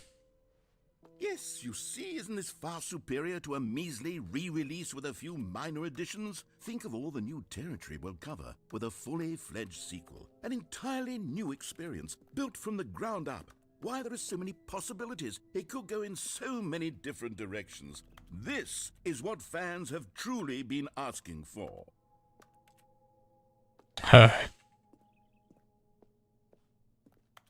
Calling it the Stanley Parable 2 is just so much catchier than Ultra Deluxe, don't you think? Ultra Deluxe? What does it even mean? Yep. The Stanley Parable 2. Now that's an artistic Tasting statement name. right there.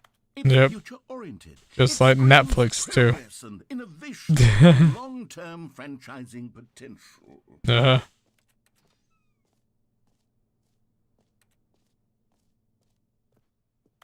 What the red is totally like, as if it was like, no. Part 2, new content is in. Nice. Old, busted, new hosts, hotness. Boring section of the chart. Cool red section of the chart. Nice. Doesn't even fit. Awesome. Hi man. More TSP, better TSP, win-win, sequential mindshare. Paragon shift. Brick and moss. Environment cloud. Color red. Leverage. Value. It's not wrong. It's not. They're back. 2 doors. Stanley Parable 2. Nice. Now, to be clear, I haven't quite nailed down what exactly the Stanley Parable 2 is going to be, but let's take a look at some of the features I've been developing for it. I figure that if I can loosely organize a handful of interesting concepts, that surely the game will sort of naturally spring up around them. It'll all work itself out. Look at the lighting, though. More of a fuzzy magic. The lighting is pretty good here, though. Logical, really. I love it with games when they have, like, good lighting and such. You know.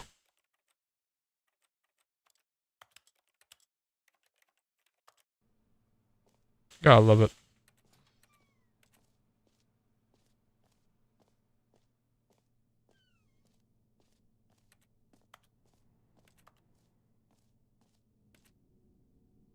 Scrum, design, break, pitch, number chart, ears, 2 ears, 2 eyes, nostrils, 2 arms, 2 legs, 2 question mark.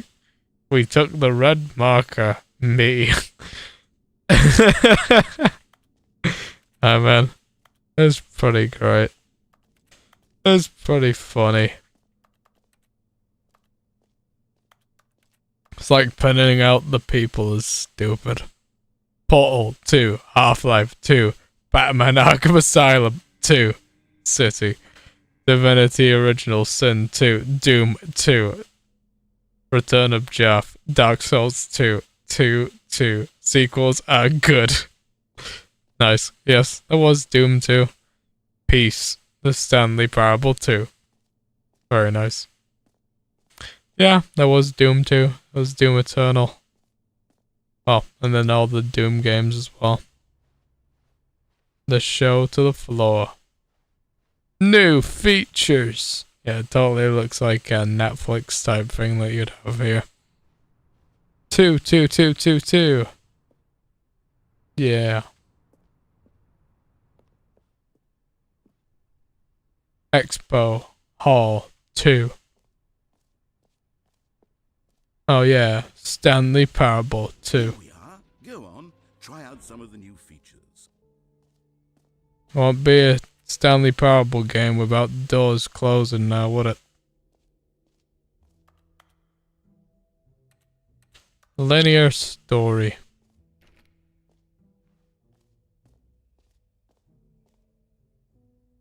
Please, no screenshots. Uh-huh.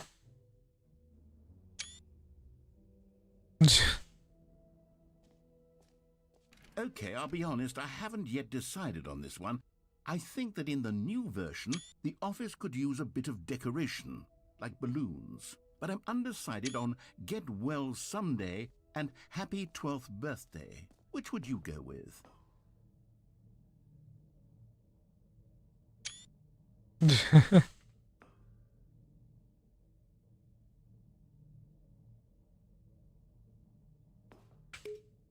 You know, sometimes when you solicit another person's opinion, it makes you realize that you knew which one you actually really wanted all along. Get well Bruh. someday it is. My guy. Not even cool.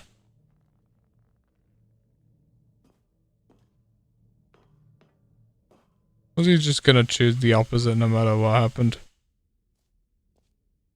Or actually, maybe I should have gone with... No, I've made my decision. We're moving on.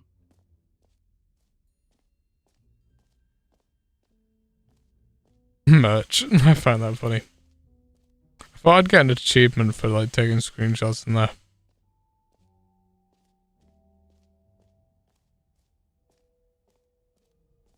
Hey, it's a jump circle.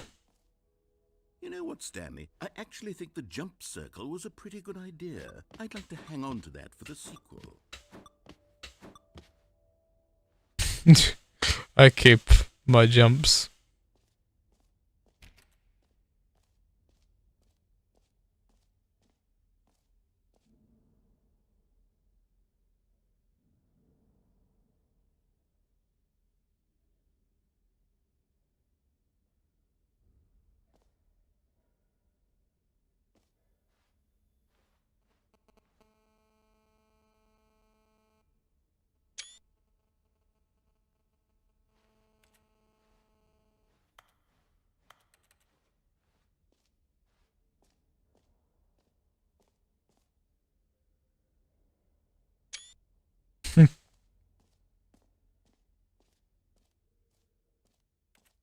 For the Stanley Parable 2, I asked myself, what do players really want?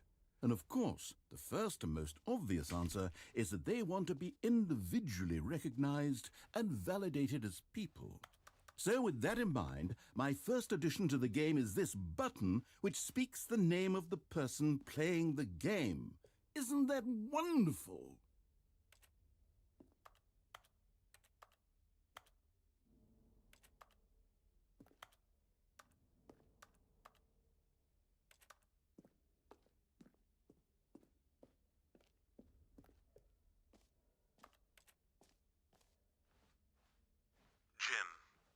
Sorry, I should have clarified. Right now, the button only says the name Jim. But of course, in the final game, this button will say your name, whatever name that is.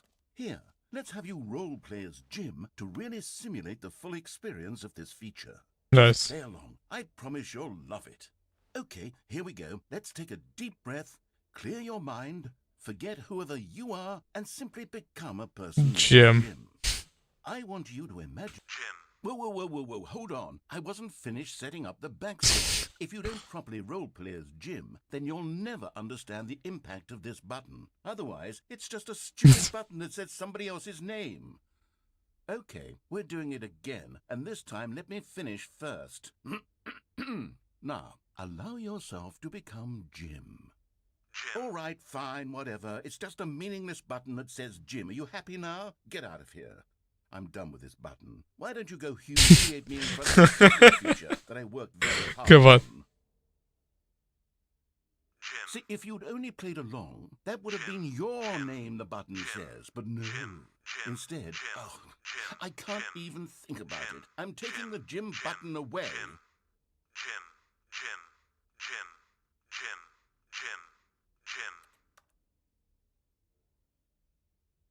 Aw. We took away the Jim button.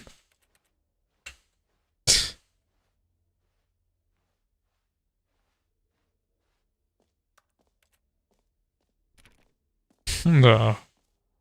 I like the Jim button.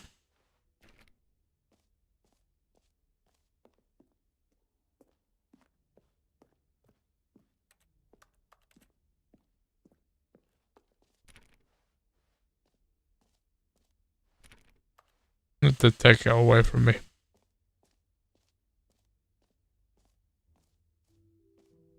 Maybe I'll only let people named Jim play the Stanley Parable 2.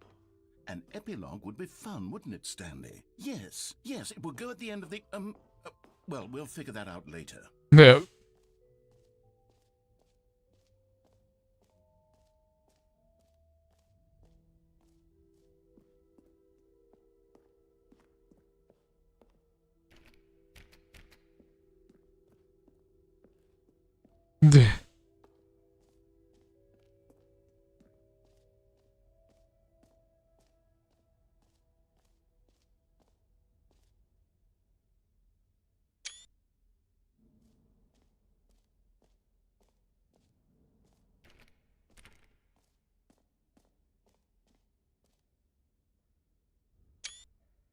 Yep. Now, here's something special. You remember that broken test achievement that got left in the game on accident? Well, I'm developing a technology to simply give you the achievement. Yes. You see, you'll come to this lever, and when you pull it, the achievement will be given to you. It's as simple as that. Okay, perhaps I should have clarified. This is technology that will exist. Right now, the achievement is still fully broken. I'm not a wizard, Stanley, but I guarantee it will be fixed in the sequel to at last satisfy the hordes of ravenous fans all over the world who have been uproariously demanding this feature. Gamers, we hear you, and I promise it will happen.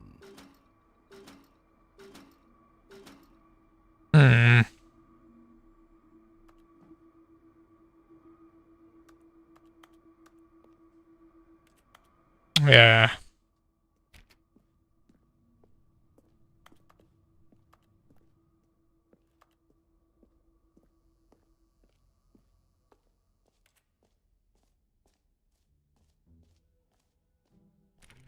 What else? What other exhibits haven't we seen yet?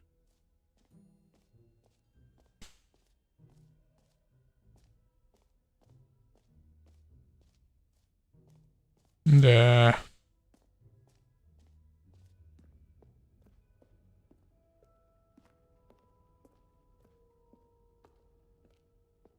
Collectibles. Very nice. Ah, collectibles. Now it's a real video game. In the Stanley Parable 2, you'll run around gathering up these miniature Stanley figurines. And what's truly innovative is that there will be no reward for collecting all of them. I don't want to stifle the intrinsic joy of watching a number go up. You simply collect all of them, and then you move the hell on with your unremarkable life.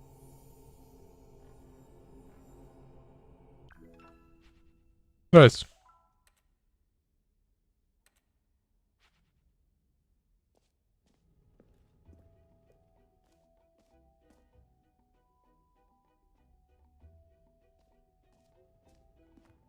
God, it really is the worst when you collect everything in a video game and then they give you a big fancy reward for it. Absolutely tragic.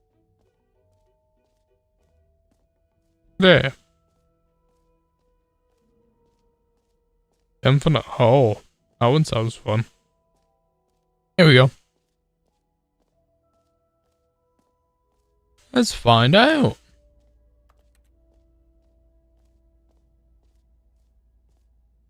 Stanley, here's an idea that I'm truly fond of. It's never been done before in a video game. This is in fact a hole that you can fall down forever. That's right. Infinite falling. You can fall until the end of time if you like. A stunning leap forward for video games as a medium.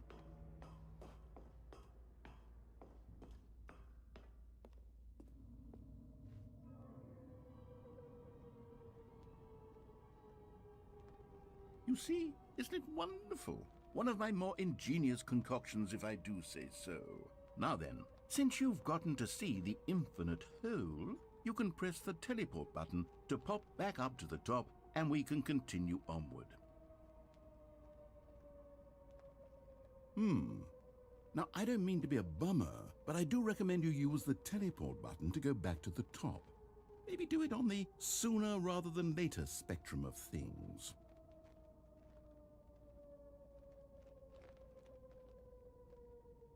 Okay, Stanley, I don't know quite how to say this tactfully, but it's possible that I slightly exaggerated the infinite nature of the hole. Is it a very, very deep hole? To be certain it is. It's an extremely deep hole. I don't want anyone to say that it isn't an astonishingly deep hole. It is. Is it infinite?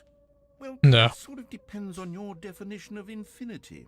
From one perspective, the infinite is merely philosophical in nature. It's more of a...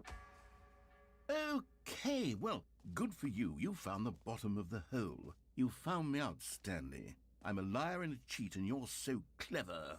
Yep. I think the issue here is just that you're unusually fascinated by falling.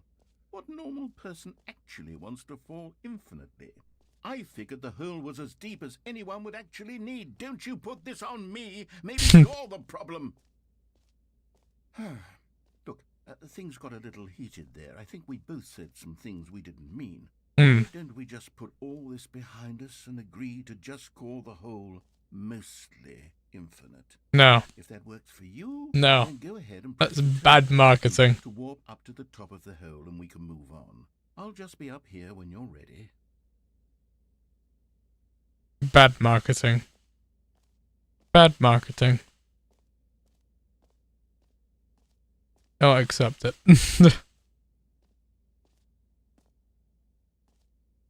Very bad marketing. Great. Now, I'm very excited to show you even more of my ideas for the sequel.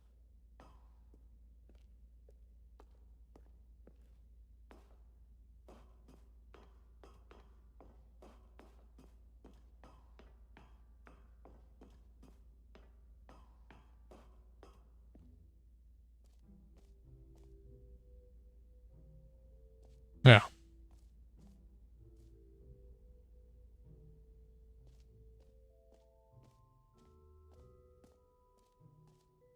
Now, the only thing that would make it infinite is if you kept on teleporting the player somehow.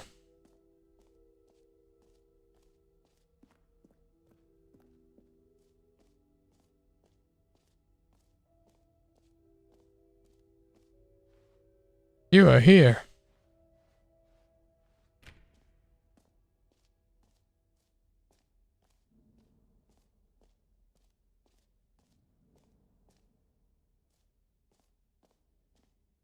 I haven't been to the bucket room yet. A common complaint of the Stanley Parable was that it was confusing and paradoxical, that it engendered a chaotic sense of reckless despair in those who played it. Well, I am happy to say that after much consideration, I've engineered a clever solution to this fundamental problem with the game. It's the Stanley Parable Reassurance Bucket.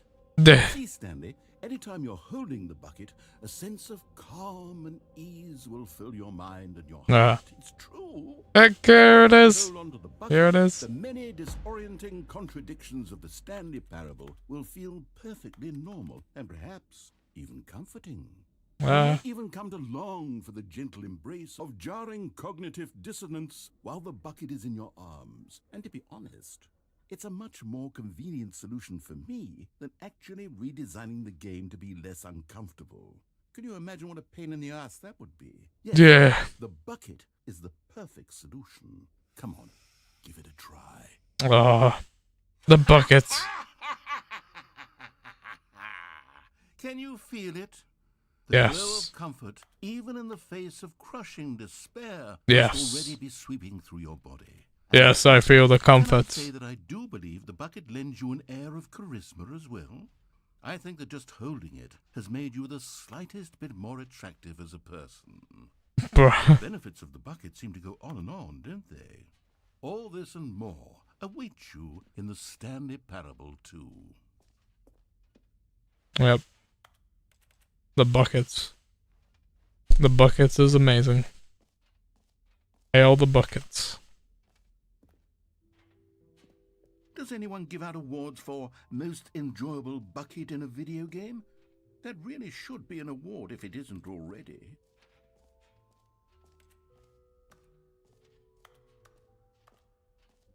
Where are we going now?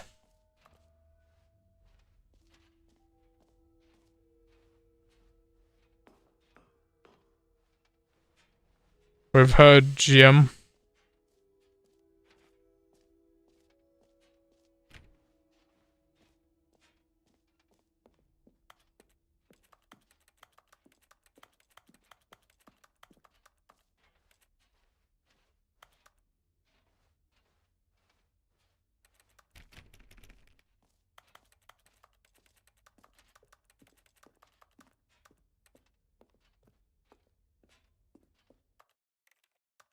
There's no way for me to drop the bucket, is there?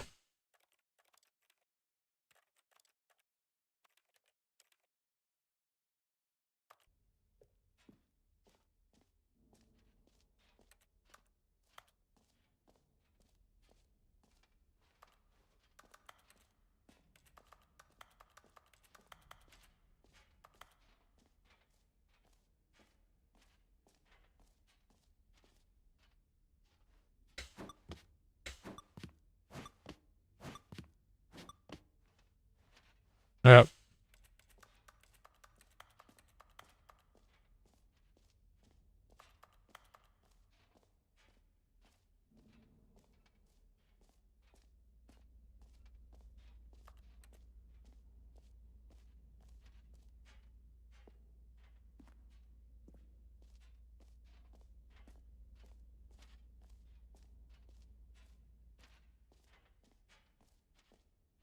Do-do.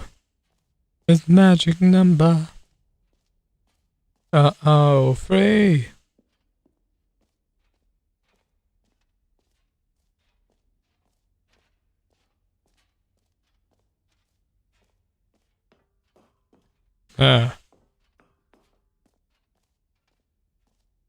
We've been through there.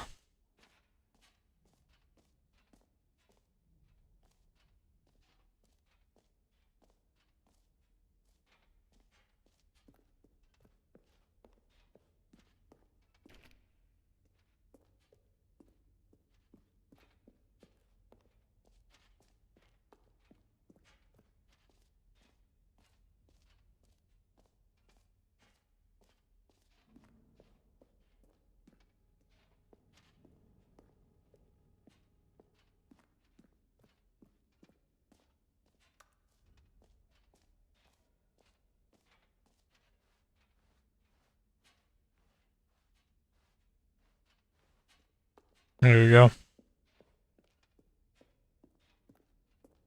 All right. Have you seen everything you wanted to? Ready to move on now? Yep. Not much to see. I got the buckets. The buckets will give me knowledge. Oh yes, the buckets. The buckets. Stanley, what do you think? Do you like all of the new features? Yes, I know Yes. it's not exactly clear yet how exactly these features will come together as one single coherent video game, but I can feel it in my soul. It's going to work. There's definitely a good game in there somewhere. Say, let's do an experiment. I'll arrange these new features together, and we'll see whether or not it coheres into a meaningful gameplay experience. Okay. Are you ready? Here it is. Here it is. The Stanley Parable 2. Haha. I mean, there's potential here, right? It's sort of... Okay, never mind. Hold on. Let me do a different arrangement.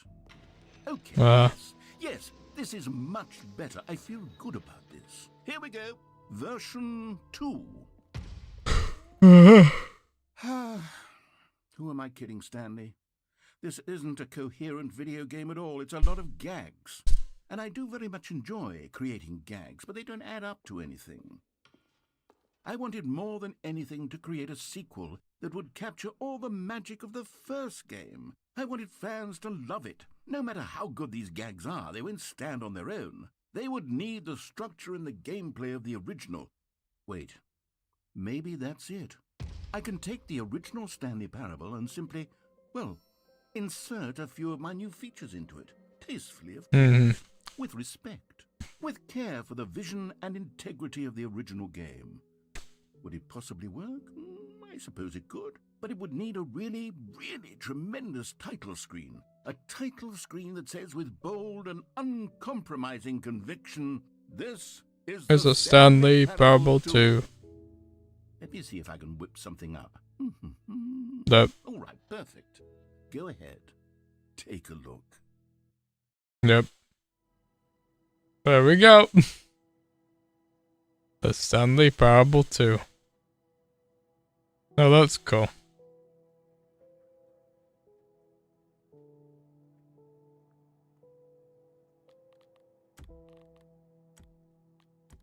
Changed it to completely a horror. I don't know.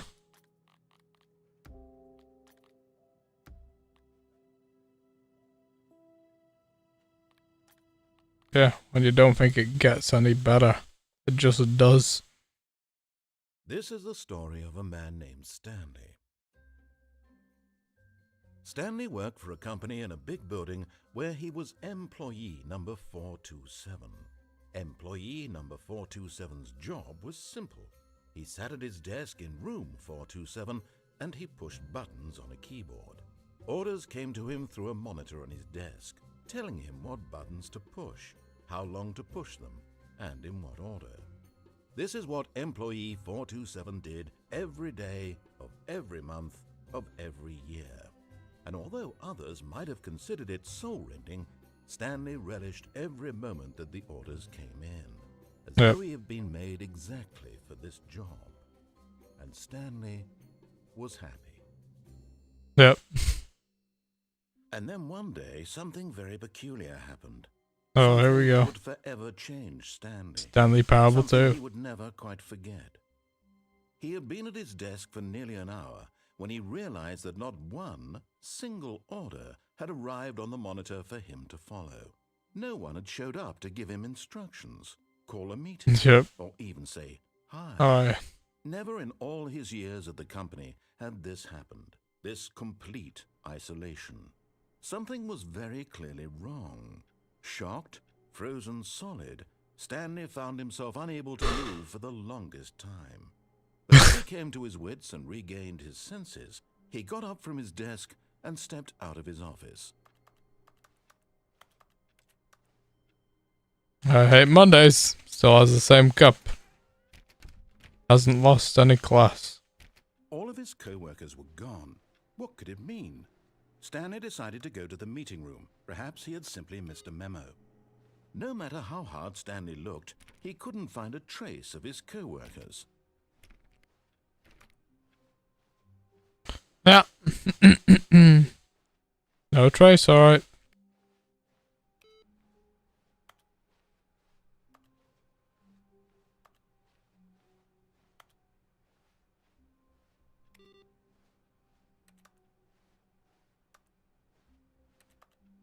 Stanley went around touching every little thing in the office, but it didn't make a single difference. Nor did it... Stanley felt the bucket calling to him, begging him to pick it up. Why was he not doing it?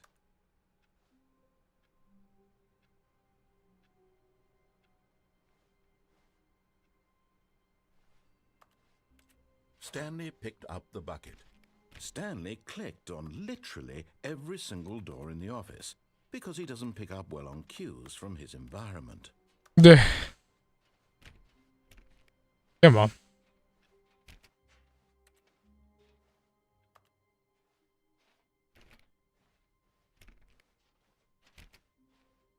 Stanley clutched the bucket tightly to his chest and entered the door on his left.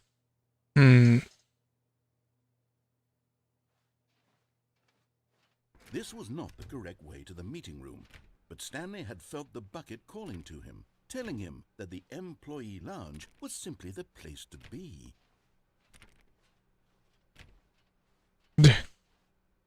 And here it was. Had the bucket turned out to be correct? Was this better than the meeting room?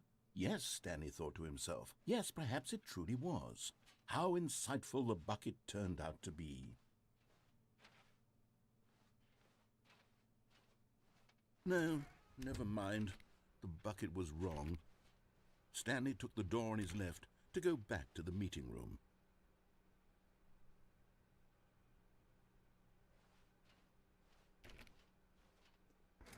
No, said the bucket. don't go to the meeting room. Go somewhere else. The cargo lift, yes. Go there. Good, Said the bucket. now ride the lift all the way to the top. There's something up there But Stanley feared that any path he walked might lead to the separation of himself and the bucket, his dearest friend. So he threw himself to his death, that they might die in one another's arms. How deeply touching. Yeah. Stanley knew the office layout like the back of his hand. It was only a matter of time before he found the others, wherever they were. Just a matter of time. Stanley lifted the bucket into his arms, and a wave of comfort rushed over him. Yep.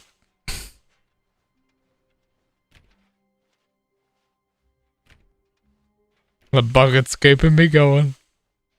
Stanley clutched the bucket tightly to his chest, and this was not the correct way to the meeting room, but Stanley had felt the bucket calling to him, telling him that the employee lounge was simply the place to be. And here it was. Had the bucket turned out to be correct? Well, no, never mind. The bucket was wrong. Stanley took the door on his left to go back to the meeting room. No, Said the bucket. don't go to the meeting room. Go somewhere else. The cargo lift, yes. Go. Good, Said the bucket. now ride the lift all the way to the top. There's something up there I need you to do. Stanley did not question why or how this bucket was speaking to him.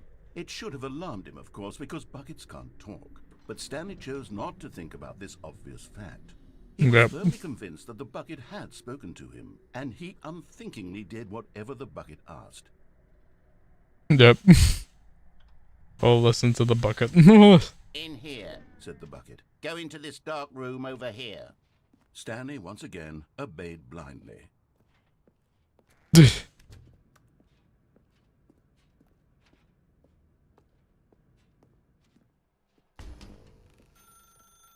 Now pick up the phone. Said the bucket. Pick up the phone and it will take us back home, where we can go about life together.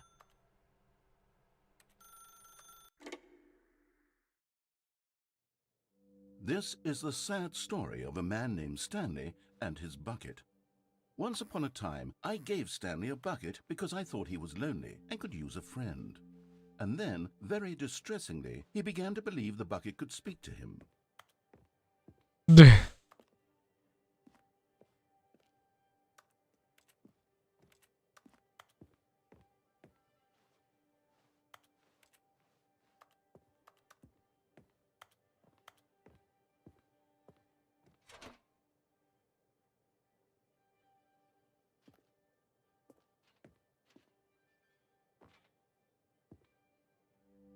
The Stanley Parable Reassurance Bucket was merely meant to provide the comforting glow of companionship.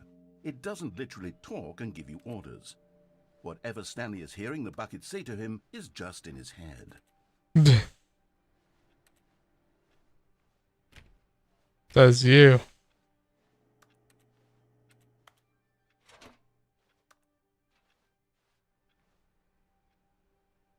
Lately, I've been concerned about him.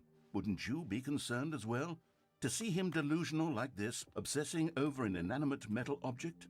I want to say something to him, but I don't know how I can convince him. I don't know if he'll listen to me.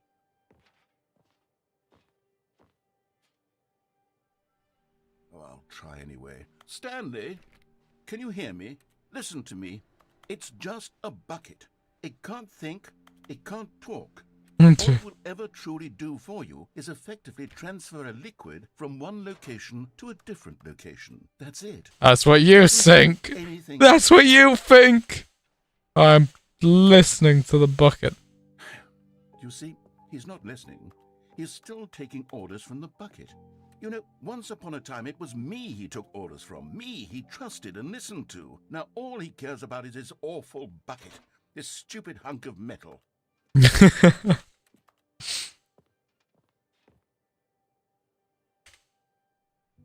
It's sad.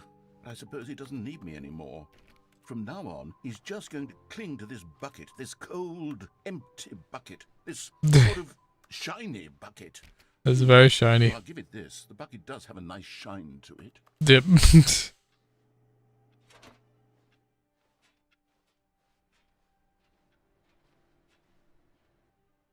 Yes, I suppose on closer inspection that it doesn't quite look like your average hardware store bucket. It's just a little more, what am I trying to say? Sturdier, more capable of transporting liquid. Like it would be better at moving an amount of water from one room to another.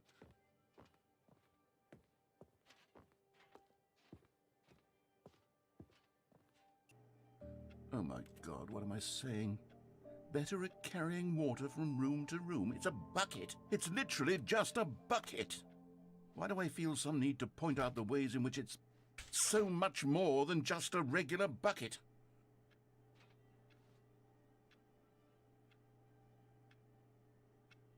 Come to work, home, to work, home, to work, home. Oh no, I'm having feelings for the bucket. No, no, what's going on? Why do I want to be with the bucket? Hear what the bucket has to say. Do anything it asks. What's wrong with me? I don't understand. Perhaps if I had it would be less confusing. Yes, man. What's the bucket on the bed? Oh, man. Give me the bucket. Hell. Give it to me. Give me the bucket, Stanley. I need No. it. Give it to me now. Give it or I'll...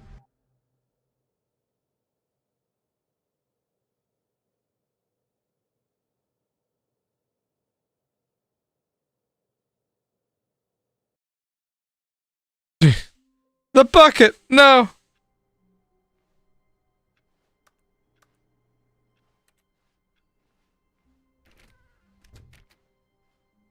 The confusion and the chaos all seemed to melt away as Stanley embraced the bucket.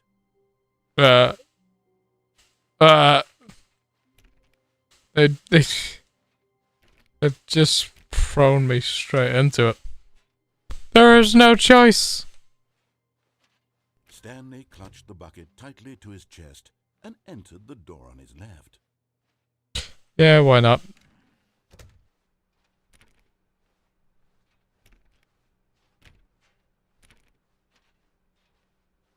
Still no one was here. Stanley needed the bucket's warmth and comfort now more than ever. Perhaps his boss's office was where he'd find answers. Oh, Stanley, can you feel it? The broom closet. It wants the bucket. You can feel that, can't you? The aura of jealousy? It's as clear as day. This broom closet believes it deserves the bucket. I can really feel it now. It's a bucket. It belongs in a broom closet. That's what the broom closet is trying to say here. It's supposed to go with the other cleaning supplies. Good for you, Stanley. Don't give in. Don't hand over the bucket. I know how hard it must be, given the pressure that the broom closet is putting on your shoulders right now, but you have to be strong. This is your bucket. This is your companion. Such a good interaction. You can't hand it over. Oh no. We're getting into name-calling now, it seems. Is this how low the broom closet has sunk, that it has to resort to this stream of petty insults simply in order to get you to hand over the bucket? Stanley, I never liked this broom closet for a variety of reasons, but even this is worse than I had imagined.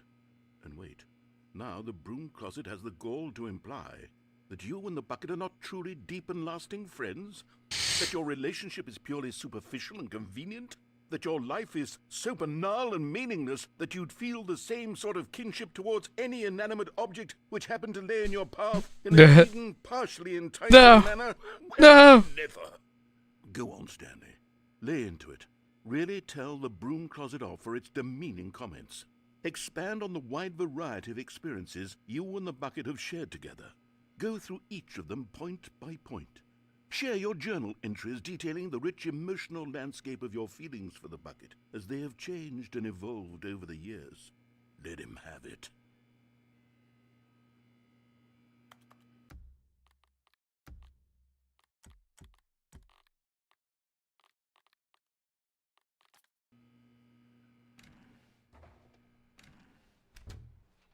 Okay, I've got you something. Coming to a staircase, Stanley and the bucket walked upstairs to the boss's office.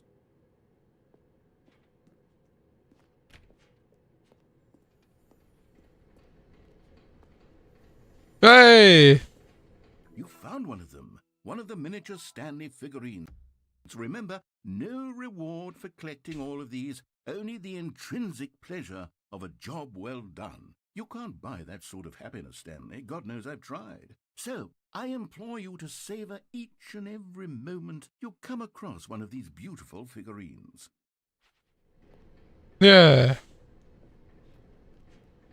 I feel satisfied.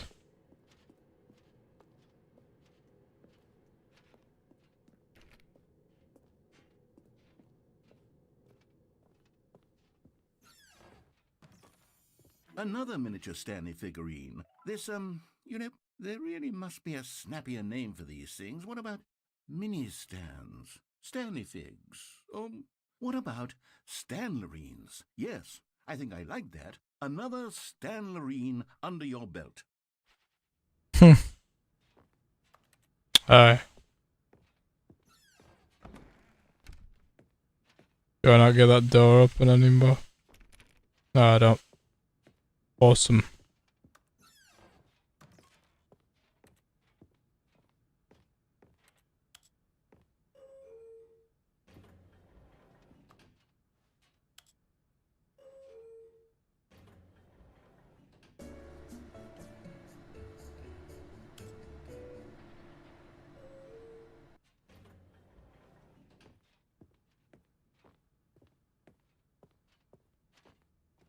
Stepping into his manager's office, Stanley was once again stunned to discover not an indication of any human life. Crushed by the weight of this, but Stanley guessed the correct code by sheer luck. Was it that the bucket knew all along? Was the bucket guiding him? Yes, this is certainly the most logical explanation.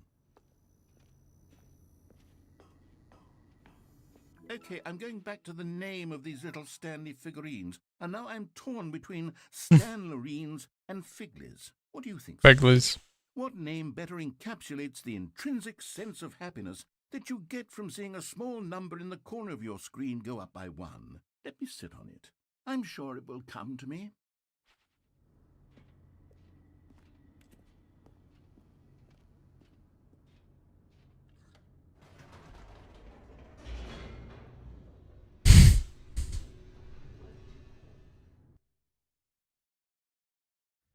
The elevator raced downward, plummeting towards an unknown fate. It would be all Stanley could do to keep himself together, if not for the bucket. Hmm. Soothing him, comforting him, reassuring that in this darkest moment of uncertainty, he would be all right. Yep. The bucket is here for you, Stanley. Everything will be fine. Stanley and the bucket walked straight ahead through the large door that read, Mind Control Facility.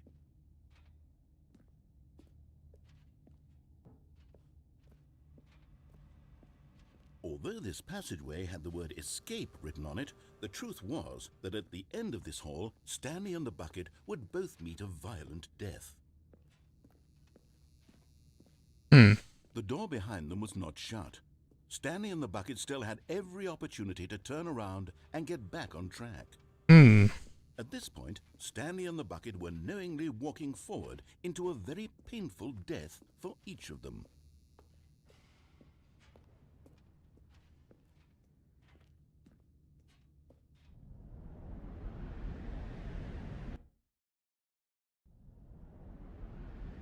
What if the bucket didn't have a painful death?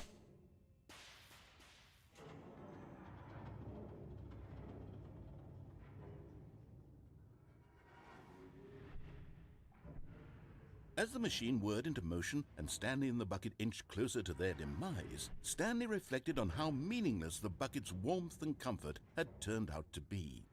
Sure, it puts the mind and the soul at ease to embrace the bucket, but what use is a sense of ease when you're about to be crushed to death?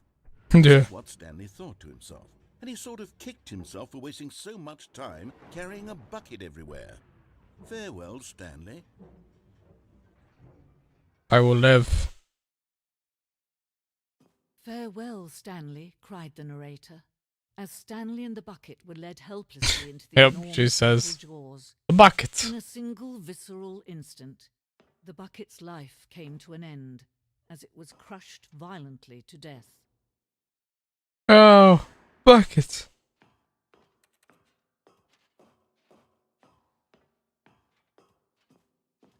It was a shame, the death of such a magnificent bucket. It's true that all buckets are radiant in their own way, but this one stood above the rest. It was a glorious bucket to No, I actually lost the bucket. The buckets. Great ending.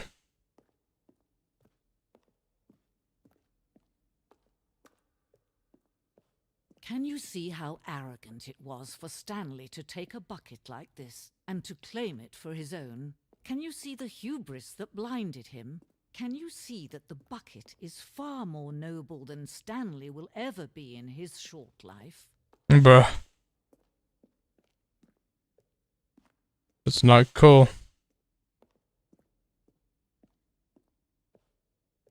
Not cool, bro.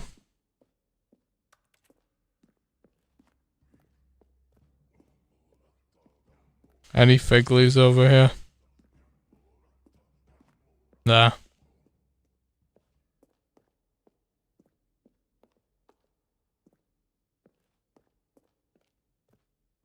Oh well.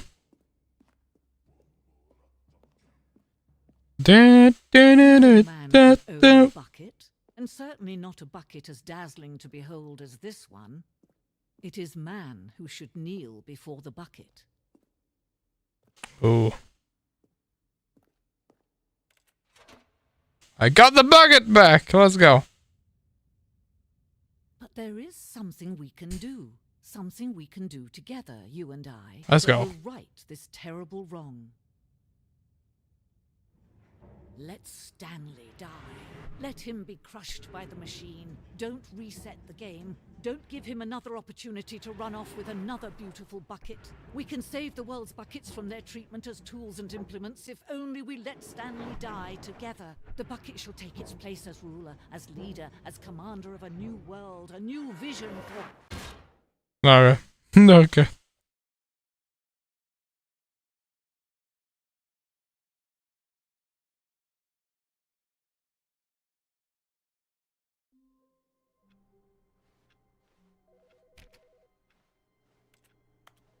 In that instance, I will let the bucket live.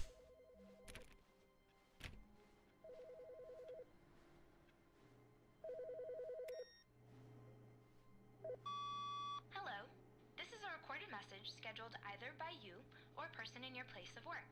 Hmm. The purpose of this message is to warn you about the dangers of recorded messages. Yeah. If at any time you believe you are listening to a recorded message, please terminate it immediately and cease all flow of information from the recorded message into your perceptual sphere. Thank you, and have a pleasant day. Hmm. Interesting.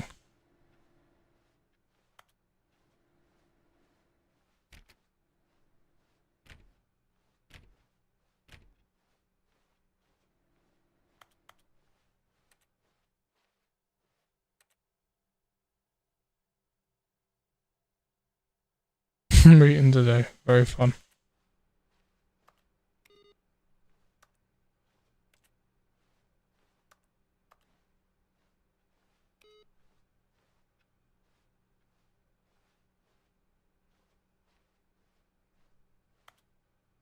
Warmth spread through Stanley's arms. With the bucket in his arms again, he was home.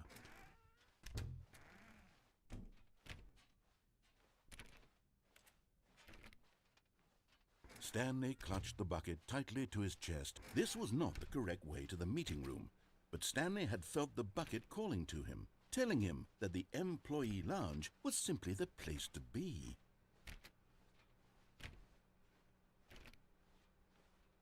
And here it was. Had the bucket turned out to be correct? Was this better than the meeting room? Yes, Stanley thought to himself. Yes, perhaps it truly was. How insightful the bucket turned out to be. It truly was.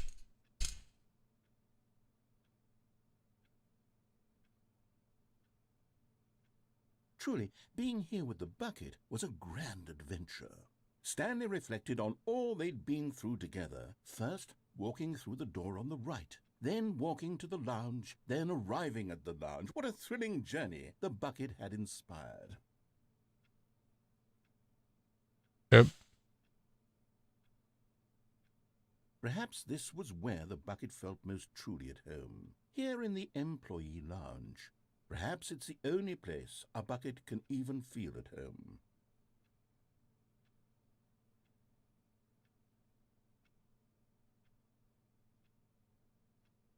Stanley decided to just give the bucket absolutely as much time as it needed to be in the lounge. Clearly, the bucket and the employee lounge shared a special connection.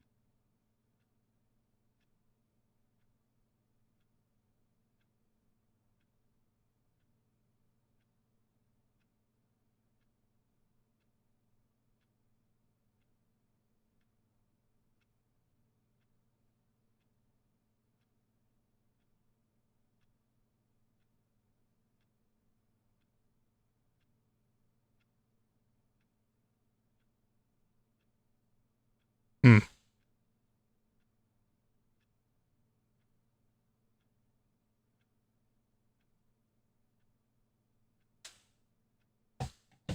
Eh. The buckets isn't long enough, I think. But finally, the bucket was done being in the lounge, and they took the first open door on their left to get back to business. And so the two of them detoured through the maintenance section and walked straight ahead to the opposite door.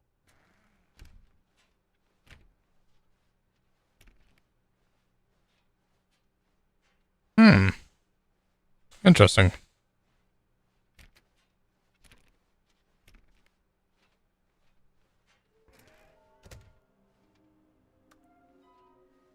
Trust the company instincts. Nice. Well, we know. Nice.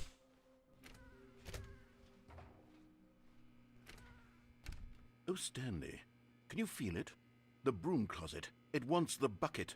You can feel that, can't you? The aura of jealousy. It's as clear. Coming to a staircase, Stanley and the bucket walked upstairs to the boss's office. Nope. But Stanley just couldn't do it. He considered the possibility of facing his boss, admitting he had left his post during work hours. He might be fired for that. And in such a competitive economy, why had he taken that risk? All because he believed everyone had vanished? His boss would think he was crazy. And then something occurred to Stanley. Maybe, he thought to himself, maybe I am crazy. He looked down at the bucket in his arms. Am I crazy? He asked the bucket. The bucket returned his gaze, but said nothing at all. Yep. That's strange, Stanley thought. Usually the bucket is a source of guidance and wisdom for me in difficult times such as these. He held the bucket close, yet felt none of its familiar reassurance and comfort. Yep. And that's when Stanley realized, this isn't my bucket. It's just a normal, everyday bucket. Someone else's bucket, perhaps. How did I end up with someone else's bucket? This is all terribly wrong. Surely no good would come from this. Who knows what sorts of bizarre hallucinations Stanley might experience without the psychologically grounding presence of his bucket. Oh no, the buckets! Now he noticed that the rooms were repeating, which was, of course, very odd. And now he felt himself floating off the ground. Oh, gracious, he exclaimed. Without my bucket, I've gone truly mad. Where is it? I must find it. Far off in the distance now, he heard calling to him. Stanley! Stanley! It's such a funny one. Could it truly be? He rushed forward from Could it truly be? By one bucket after the next. None of them were his. None of them were his special bucket. Oh no! To me, Stanley. Find me. He had to find the bucket. He had to return to his old friend. It was the only way to truly restore his sanity. And then suddenly, he froze dead in his tracks. He knew where the voice of the bucket had been coming from. The real bucket was inside of him all along. It was incredibly painful. Stanley doubled over in agony and blacked out. Yep. This is the story of a woman named Mariella. This is just gonna be the same. A day like any other. She arose, got dressed, picked up her bucket of comfort and security, Okay, there is a bucket. to her place of work. Nice. But on this particular day, her walk was interrupted by the body of a man who had stumbled through town, talking and screaming to himself, and then collapsed dead on the sidewalk. Right away, she knew what the problem was. He needed his This man bucket. had no bucket. Yep. Of course, he'd gone mad, ranting and raving about a narrator describing all of his actions and how everything is predetermined and free will is an illusion and it's all just a video game. It could all have been prevented if only he'd taken his bucket with him. Perhaps he didn't even realize he'd forgotten his bucket at home in the first place. How cruel the world can be, Mariella thought, and she hugged her own bucket even tighter. Yep. But of course, she had no time for this. There were a myriad of confusing problems she would soon have to confront at work, for which her bucket would provide absolute guidance and total clarity on everything. Heck yes, she thought to herself, my life kicks ass. And she backflipped all the way to work. Great. Such ridiculousness there, though. Well then. That was cool. Well, the sequel is now paused. There we go. We shall finish there. And yeah, we'll do the next part as the Stanley Parable 2, you know, part like, yeah. Well, boys, I hope you have enjoyed everything. If you guys are new to the YouTube channel, please do remember to like and subscribe. I do appreciate it. Or don't. It's all the same to me. No. This isn't right at all. You're not supposed to be here yet. This is all a spoiler. Quick, Stanley, close your eyes.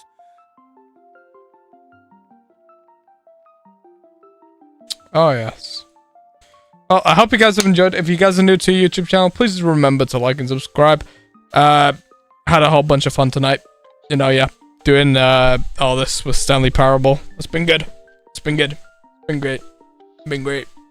Oh, yeah. So I hope you have enjoyed everything. And I hope to see you around later. Bye, gamers. Goodbye.